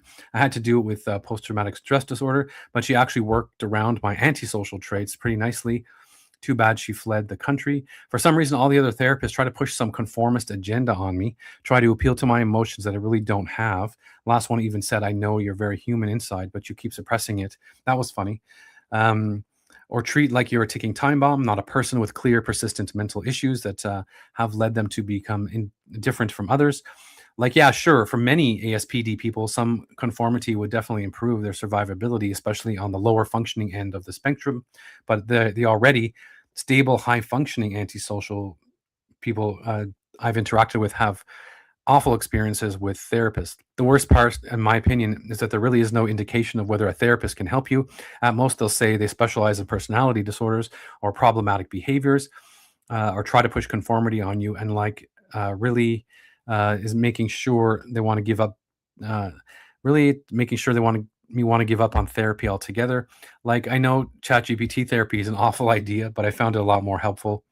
So I think what happens when you're dealing with antisocial personality disorder, a lot of people are, a lot of people, they don't want to conform because the hallmark of someone with antisocial personality disorder is a lack of conformity to the social expectation and the social rules. And so I think if you're a doctor or a therapist and someone's, when you're younger, there's kind of, it's a bit of an asset to say, hey, I do things my own way. I'm unique. I'm individual. And it's really hard to understand that, in order to live in society, that you can be different, but you can't be different in terms of the social, the norm or the expectation, or especially with regard to rule breaking. You're going to actually encounter a lot of resistance, and you might find yourself in jail. You might find yourself getting fired. You might find yourself with a whole bunch of broken relationships. So when someone says they're bored or that they don't want to conform, to me that would tell me that that's a very immature, and that the person lacks insight into their own behavior. So because when someone says I don't want to conform, that's just their way. They're saying that I want to be, on one hand they're saying that they want to be unique, but in another way they're saying that I don't want to do what you tell me, and that's just being kind of oppositional, right? That's just doing the opposite. That's very immature. A child, if you say white, they'll say black. If you say high, they'll go low. That's just all those kinds of things. That's a game that I think people with antisocial personality disorder, they actually play. And so they don't want to hear that shit from they don't want to hear that shit from a therapist. But a therapist who's good at what they do will understand that and explain that to the person, or try to work around that. So people will do anything other than to comply. So Nico says, there's a massive difference between want to be a rebel and having no idea why. That's right. That's right. So the people who, sometimes people just want to be different, want to rebel or want to oppose something for its own sake, and that's what you have to. That is just under the guise of like being different, or like attention seeking or excitement seeking, being impulsive, breaking just any boundary or barrier. On one hand, though, there's like society needs people to kind of go up against established dogma and some established rules. not to break, not to contravene something, not to be a deviant, but because sometimes those rules need to be broken, and sometimes you need a new way of looking at things, or you need some new insight. You need some, and that's these people can also be innovators. So that's why. It's fascinating because we start talking about people who are narcissistic and psychopathic, people who are psychopaths, they often find themselves at the top of the CEO kind of food chain. And that's because they have broken some social norms. And I guess the only way I would say is that sometimes there's some good ways to do that, and sometimes there's some bad ways. But when you're talking about antisocial personality disorder, the actual it's about whether it's they've broken a law, and that is the red flag. So people can push boundaries. People can kind of can do that for sure. But are they breaking laws? Are they injuring others? Emotionally, psychologically, physically. Are they being aggressive? So I would say I'm not sure if the actual practitioner here is just pushing some conformist agenda on them, but that's definitely how someone who's in a state of antisocial a mindset, that's they would perceive it as that for sure. And I'm not going to let you control me, or you're going to become like very tame and innocuous by following this advice. Well, honestly, it's if you think the world is a world that involves breaking laws or being aggressive with others or being a parasite with others, then yeah, then the therapist should say, yeah, that's not allowed. Yeah, the social rule is that you don't use other people. The social rule is that you pay your alimony or your child support when you're supposed to. The social rule is that you get some kind of revenue, whatever suits you. If that's a job, then you've chosen to do that. Then you should show. You should attend your job. But now remember, if someone has been diagnosed with antisocial personality disorder, they have broken the law, they have broken rules. And so they honestly, you should be trying to minimize the discussion about whether or not they should conform to anything. Because yeah, it's supposed to be generally understood that you will conform to rules or laws at the very least to be a productive part of society. And the penalty you pay for that is you go to jail or you lose relationships. And if you do that long enough, you end up destroying your life over the course of several decades. Let's see if we can find another juicy one.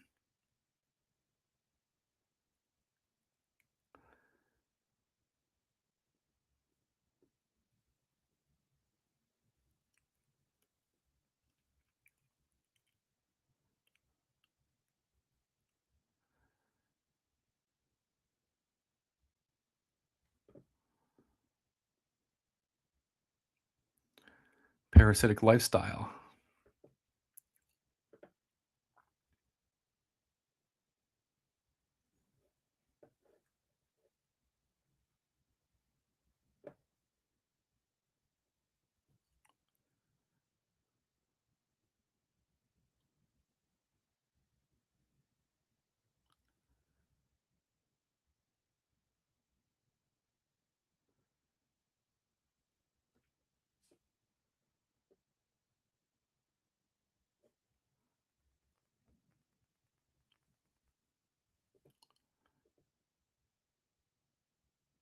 Yeah, I think a lot of people are using the expressions just kind of in a haphazard way. Everyone is self-diagnosing, or maybe professionals are like over-diagnosing.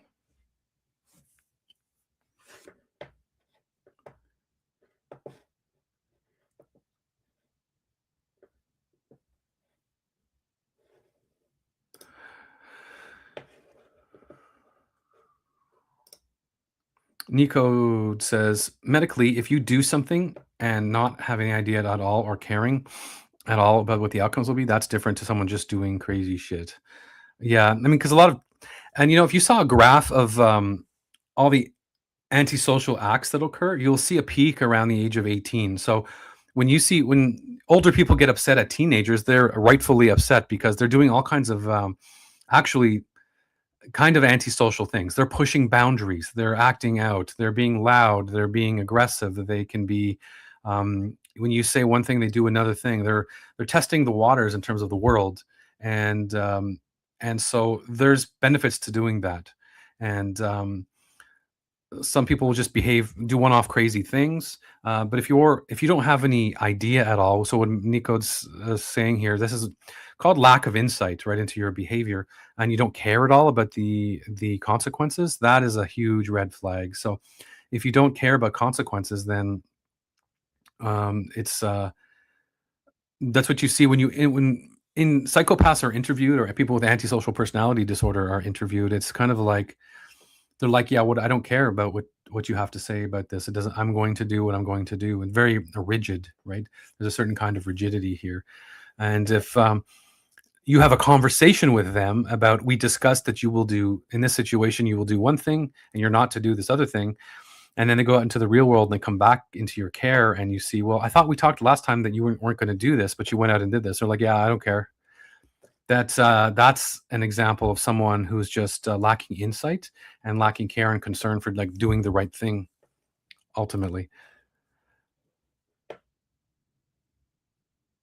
All right, this person is here. So people ask questions of themselves, and maybe they don't have all the information. And we all have different levels of intelligence and ability and insight into ourselves. But this person says, "I've had every single symptom of antisocial personality disorder since childhood, but also have had the complete opposite." So this person says they're undiagnosed, so no idea what's wrong with me aside from being a bona fide ADHD.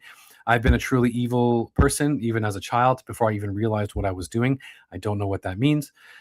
But I've also been one of the most caring, likable people in the room. And I truly did care, or at least that's what I felt like. I've generally been nice to people. I've done very nice things for people. Not anymore, though. I hate everyone and everything, save for my dog. He's the best. I'm not proud of my impulses, thought process, anger, etc. I would just assume without a doubt I had antisocial personality disorder if it weren't for the fact that I've also shown real empathy before. So I have no idea what's wrong with me. I do want to be a better person, though. I'm highly aware of my destructive ways, but it's so difficult to make a change. And sometimes I'm so angry, I don't even want to change. Also, I have anxiety too, which I'm not sure is common with ASPD. Mental health issues and addiction have been a known issue on my dad's side of the family. Can anyone relate? So I think there's not a lot of information to go on here. Um, Believe it or not, antisocial people and even psychopaths can feel anxiety. Despite what some people think, there's some evidence of anxiety. I think there's mixed results, but this person doesn't really give examples about being truly evil person. They said they've cared before. If they think they've cared before, then that lowers the risk. If they felt that they were caring, that shows signs of empathy. The person hate everybody and everything save for my dog. So even if it's just for the dog, then that is showing signs of empathy and that they can have care and concern. When someone says I hate everyone, again, that seems like a kind of youthful kind of chip on their shoulder kind of attitude. If someone is truly a misanthrope, right, misanthropic, or they don't like people, if someone is truly that way, then that could lead to some nastiness, right? You'll find maybe a lot of people that are like serial killers. They are they don't care. They're misanthropes. So here, I really don't know what's going on here, and they want to be a better person. That's not something someone who is evil would say. That shows some insight. So they could just be disconnected, disassociated, and just be angry at the world, going through a phase maybe where they're depressed and upset about their lot in life right now. Again, the age. If there was an age listed here, you'd have a better idea of what's going on.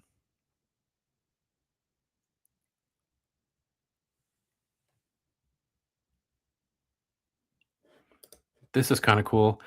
So there's a person here who says that their antisocial personality disordered grandmother passed away. What do you think about the biological component? I think I'm a bad mother because she was one. I try harder though because I actually care what society thinks about me. Sometimes she never cared. She was wanted by the FBI for welfare fraud, but never got caught. She lived to maybe 99. Then she got dementia and died in a home because none of her kids wanted to come check her out. Nobody knows her real age. She died with an alias. I know her real name. I know the stories and the homelessness and the selfishness and prostituting out her own daughter, pimping out by my dad.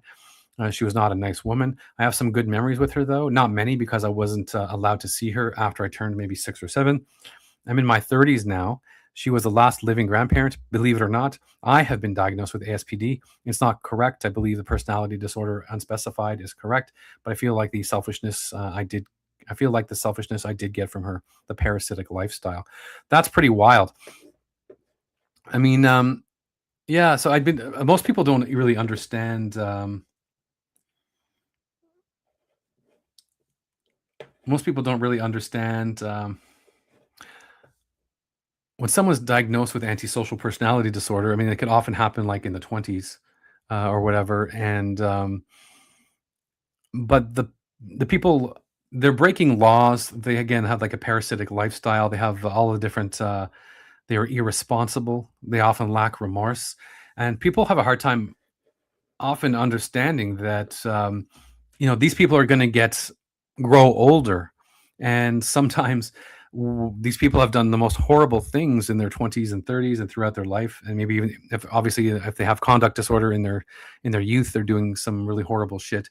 But these people eventually get older, and a lot of them, I mean, they'll get like sick and sick in their 40s and 50s and 60s, and health wise, life isn't too good for them. But you do find the occasional person who's been had the antisocial personality disorder, and they actually they live to be older. So what they end up doing though is that all of their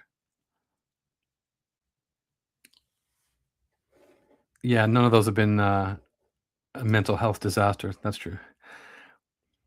A lot of people experience like different things when they're young, and then they immediately want to call it a mental health disorder or something like that, but it's not usually the case.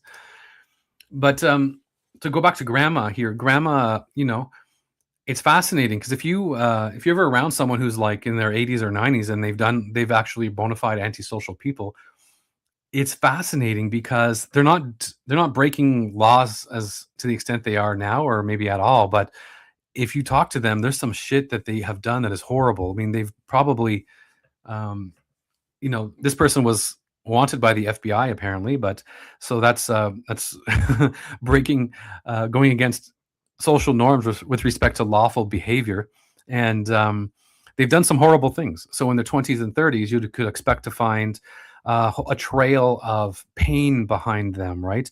With family, with their jobs, with their children. It's out of control. And then if someone's truly antisocial, although these behaviors kind of subside as people get older, if she was in the home, if she was in a old age home, then it's possible that these people continue manipulating in the home. And so it is not uncommon, actually, if someone is in their 70s and 80s and in some kind of like long-term care facility or something like that, they're trying to wheel and deal with others. Sometimes there's sexual acts that are performed or offered, or like manipulation that's occurred. There can be like stealing involved in these homes, fraud, maybe special deals made with the care workers to do something or to not do something, or to steal something. This is actually pretty wild. So this person here is just coming to deal with the fact that antisocial grandma actually passed away with an alias. Can you believe that, at 99 years old? And and now, but also this person has been diagnosed with ASPD. They don't think it's necessarily ASPD. Maybe they think it's something very general. But the point is, it's the name doesn't matter. Like the actual name doesn't matter. You just have to find out if you take all of the different criteria that are listed on the personality disorder, and all of the different clusters, and just put them on a list. I mean, you are your own person. If you're objective, maybe ask yourself, hey, does this apply to me in my life? Do I meet this criteria? And then you'll find out a bit about yourself when you do that task. And and it's not only that it's within you. I think with a lot of this, it's when you interact and engage with other people in society, in your relationships, at work, whatever, when you're at dinner, when you go to the bank, when you're driving on the street, all of these things, when you're on the internet, what do you do, right? So this is who you are, and it all boils down to how functional you are. And it doesn't really matter if what you call it, if it's antisocial personality disorder or if it's generic. Yeah, if any of these things are affecting you, then yeah, Nico's saying that either way, if it's affecting her, I hope she gets help. And so, of course, the fact that someone posts on the subreddit, I mean, it's fascinating because they're actually asking questions about themselves and about the world around them, and they're seeking advice or engagement from other people who have information to share. So you can get try to get some of the insight from there. The most important thing is to try to just be honest with yourself and be objective with yourself. Do you do a thing? Do you do it with your family, with your friends? Do you do that when you're out socializing? Is it something you do once? You've done once, or is it something you do kind of habitually? Are people telling you? Are you getting input from your environment that people are angry with you, that they're upset with you? You know, do you have multiple relationships? You have multiple short-term relationships. That's a clue that nobody likes you, or that you're upsetting people. Or if you have multiple short-term relationships, maybe these people do like you, but maybe do not have a sense of attachment with these people. You know, normally when people communicate with each other, when they hang out, when they go on dates, when they are committed, even in the short term, there's a sense that you can bond with the person, and you feel bad when they're not around you. You feel good when they're with you, and you long for them to be around you. A lot of people who have antisocial personality disorder, they don't give a shit. They'll just find someone else that will kind of want them to be and hang out. It's very kind of like it's transactional for a lot of people. So that's that. So I wouldn't worry about the labels, but you know, with a lot of the disorders, there's evidence of a genetic component. So antisocial actually is one of the ones where, if your dad was in jail, then there's a higher than normal chance that you'll be in jail for something. And that's part of the sociopathic aspect of antisocial personality disorder, right? You learn lessons and an approach to the world when you're in a relationship with someone who's antisocial, and you kind of, um, it's kind of a genetic. Sometimes it can be considered possibly like a genetic response to how you deal with that. And again, you can get into like primary and secondary aspects with psychopathy and stuff, but your family has a history that in your youth you started treating the world a certain way. That could have been something that carried over for in terms of evolutionary biology or something like that. So there are studies that they do on these things, and they often find relationships between in terms of genetic or hints at genetic aspects of it, or inherited traits, that kind of thing.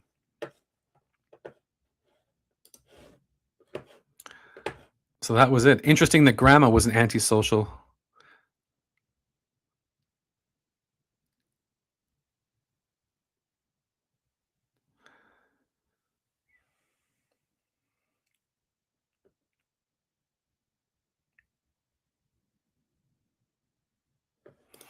Someone here is asking, with regard to antisocial personality disorder and attachments, I'm curious about what it looks like for people with antisocial personality disorder to form attachments.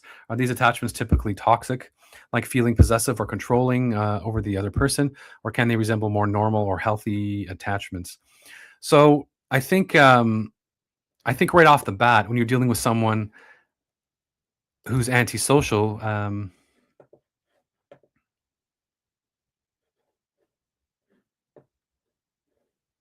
Nico's saying that the best thing I ever did when I had life-stopping panic attacks, like I was really messed up, was immersion therapy. Okay,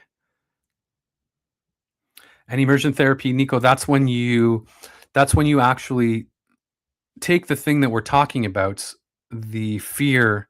For example, if someone had a fear of flying, you would take all kinds of small steps to kind of slowly immerse yourself in that specific thing to kind of make you more immune and used to the thing. Is that that's what it is? So for example, drive to the airport. That would just be one task. Go to the airport, get comfortable driving to the airport. And then, on the next couple of trips, you go to the airport and go inside the airport. That's another part of it. Is that immersion? Yep. Okay. And then until eventually you find yourself on a plane and you've overcome the whole fear of actually being afraid of flying. So yeah, immersion. It's almost like when they say, when they inoculate, there's a word for this, it's escaping me right now, but when someone has an allergy to something, they say, take a little bit of that thing on a very microscopic level, or like small amount, and so your body will get used to detecting that component in your body and then build defenses, or you'll get used to it. So almost to the point of you're like vaccinating yourself, I guess, to the thing that you're reacting to. So it's been thought of that, for example, peanuts. Some people can actually take small doses of peanuts, or peanut butter, and very small amounts, and all of a sudden they end up healing themselves with the allergy. So very interesting. But with regard to the post here on Reddit, the by definition, if you're around someone who's breaking rules, who is parasitic, who's like deceitful, who doesn't have remorse. So the idea that you're going to have a relationship, a normal relationship, a normal looking relationship, or a healthy attachment, when someone has with someone who has antisocial personality disorder, I mean, it's just not the case. I think by definition, um, not the case. All right, so here, Nico says that I literally could not drive over a bridge. This was so weird, but I just couldn't. And you're a doctor. Yeah, and I guess that it doesn't really matter, I guess, right? Like your education, the fact that you have a designation, that doesn't you're just still in terms of epidemiology, you would fit into the typical, 4% of people are one thing, 1% of people are another. And just because you're a doctor, that does not contraindicate your eligibility for any of those issues. So yeah, they could affect anybody.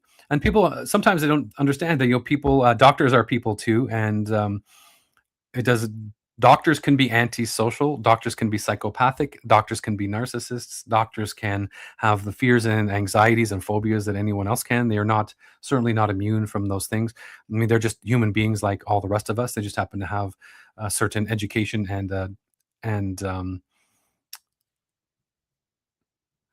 yeah, it can happen to anyone, and designation for a specific profession. So that's thanks for sharing that, Nico. Appreciate it. Nico says, "I want to tell everyone. I want everyone to know that can happen to anyone for sure." So in terms of having normal or healthy attachments, I would bet against it. There's not going to be a person in a relationship who's antisocial, and then the partner is just having a normal life.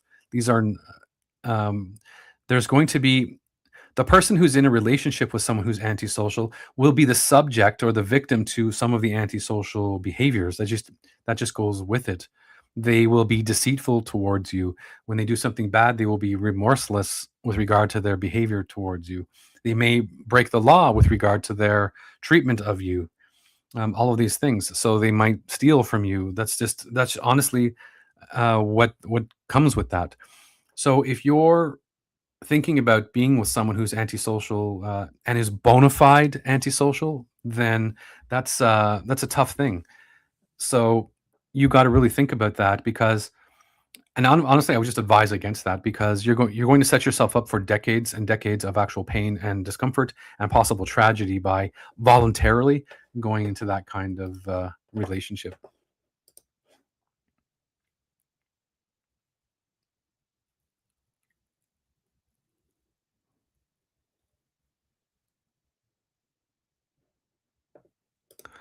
All right, someone here says the title is Antisocial Personality Disorder Fetish. And they're saying, have you found that people fetishize your disorder when you've let them know about your condition? I have never gone into a potential relationship letting someone know I am on the antisocial spectrum. Most people I tracked perceive me as outgoing, positive, empathetic, etc. But recently started seeing someone who I initially thought might have ASPD because they had a lot of information on the subject, but it turns out they fetishize ASPD. I thought they may be a sociopath, so I was speaking with them quite honestly, not masking or trying to be likable. Now it turns out they have had some obsession with serial killers, psychopaths, sociopaths, and people with ASPD. They know a lot about the subject, much like some of the people in this community, I imagine. They romanticize the personality disorder. Have any of you experienced this? It's very strange to have someone romanticize ASPD and know so much information about it and seem to be intrigued and infatuated by it. Seems like a fetish of some sort. Have any of you started a relationship with someone like this? So that's pretty wild. And that's exactly what I was thinking about when the person started describing it. Is that there are people who are who follow people who are in prison, right? There are like serial killers, for example, who are in prison, and then they can actually get letters from people on the outside. And you'd think that these people live like lonely, quiet, desperate lives in jail, but what ends up happening is that there is a subset of the population that actually is attracted to this kind of person. And I've in the last few years, I did read some literature on this subject, and from an like evolutionary psychology perspective, there is these people could perceive you as being like an alpha in terms of your order, the rank order in society. So, where the other people are kind of beta in the sense that they don't do stuff, they are not as aggressive. So, um, just imagine someone's in jail and they robbed a bank or they've killed somebody. That's some pretty badass shit, right? And there are a lot of people who think that's amazing, and it actually excites them to think that. So you're so badass. You're like a gangster. It's like the Wild West, and so that can elevate you in terms of the context. You get actual like points for that because the man I'm with will actually kill somebody. If he wants something, he'll go and take it. And where some of us will say, no, that's actually not good because society falls apart when you've got a group of people who actually participate in the world like that. And so, yeah, there it is. I guess it could be just a mindset, a fetish, probably. And there's some people that like to be dominated over. If you're dealing with someone who's antisocial and they actually have a high level of aggression, physical, that could come into play. Well, that's kind of accepted in some parts in the relationship. There are some people also who are like they like to be submissive, and so they want someone who's in control. And it could be perceived as someone who has antisocial personality disorder absolutely is in control, and they're doing what they want, and they're sometimes benefit from that. So that's literally how someone could perceive the person with antisocial personality disorder. So they're in control, and they just happen to get caught this one time, and they'll play it out, and then come back out into the world, and they'll continue to dominate. Because a lot of people that are antisocial, they actually, although they just got maybe if they're in jail, they might have got caught for a crime. They There's all kinds of things they don't get caught for, right? They're aggressive, and they do benefit sometimes in some way or another by dominating over people who are less dominant and by taking from people that have things. So there's that. And so some people actually romanticize this. And if you get into the realm of like psychopaths and psychopathy, if you add a bit of glib behavior and superficial behavior, then if someone is good looking on top of that, well, forget about it. They can get away literally with murder. And so out in the world, most people, some people who see someone who's a psychopath will try to avoid the psychopath. But there are some women just like a giant lure, right? Just think about the actual word lure, right? It's like a shiny, bright object that is meant to like attract something. Well, I find quite often that psychopaths are actually they have a lure, so they do attract people. But in the short term, it's only good in the short term. So um, women can be extremely attracted to people who are antisocial and who are psychopathic, and in some level, it is fetishized. I mean, a lot of the bad boys. You'll get someone who's just a good, genuine good person. That's kind of boring. There's nothing that sticks out. And in the short term, women will actually kind of like moth to a light, kind of be attracted to that. But when things go south and the antisocial person turns on you, and you're not you don't matter, then just be forewarned that you're just you're just disposable at that point. But yeah, I imagine like ASPD can absolutely be a fetish, and people kind of fetishize all of the things that they do. And I would just say, I would use the word like romanticize almost. So when someone's out, quote unquote, dominating, a lot of people live their lives very edited. They don't do 100% of the things they want to do, right? Because they're fearful or they're neurotic on some level. And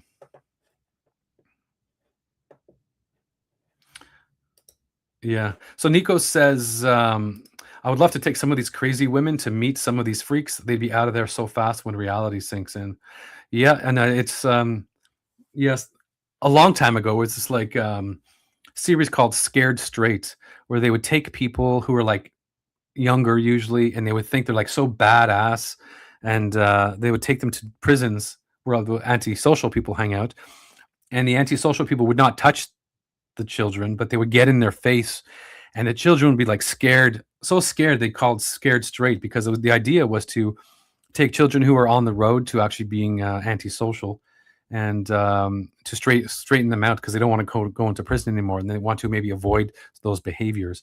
But when you're in the bar and there's some tough dude there, and in the club, and he's kind of like looking kind of aggressive, and he's like in charge. Maybe he's tall, good looking, and none of the other guys want to screw around with him. On one hand, I could see how you want to be with the guy that's in charge, because you don't want to be with you want to be with the winner. You want to be with the winner, and you want to be with the one who's going to lead in your real life. But the reality is, I think, again, women don't know the experience of a man, but men will know that guy's bad news, and you should stay away from him, right? So what's interesting is when women make these decisions to be with go out with these antisocial men, their life takes a downward turn usually, and it's hard to break out of. So they would have to make some. It could be a very tragic choice actually making that decision. And on one hand, it seemed right in the moment, but your whole life can change if you choose someone who's truly antisocial. Not to mention, you'll be used, and you might come out of it much worse for wear than when you first started.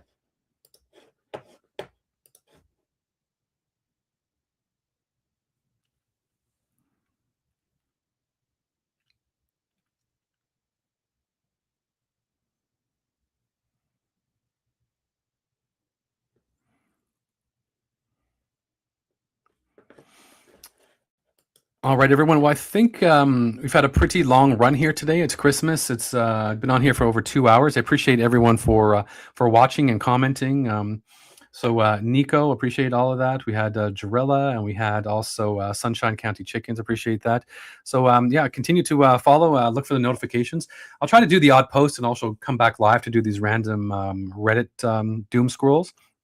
Hopefully we can have some good conversation, and we'll just take it from there. So again, hope everyone has a Merry Christmas, Happy Holidays, whatever you celebrate. Hope you continue to have a fantastic day, and look for me again soon in the near future.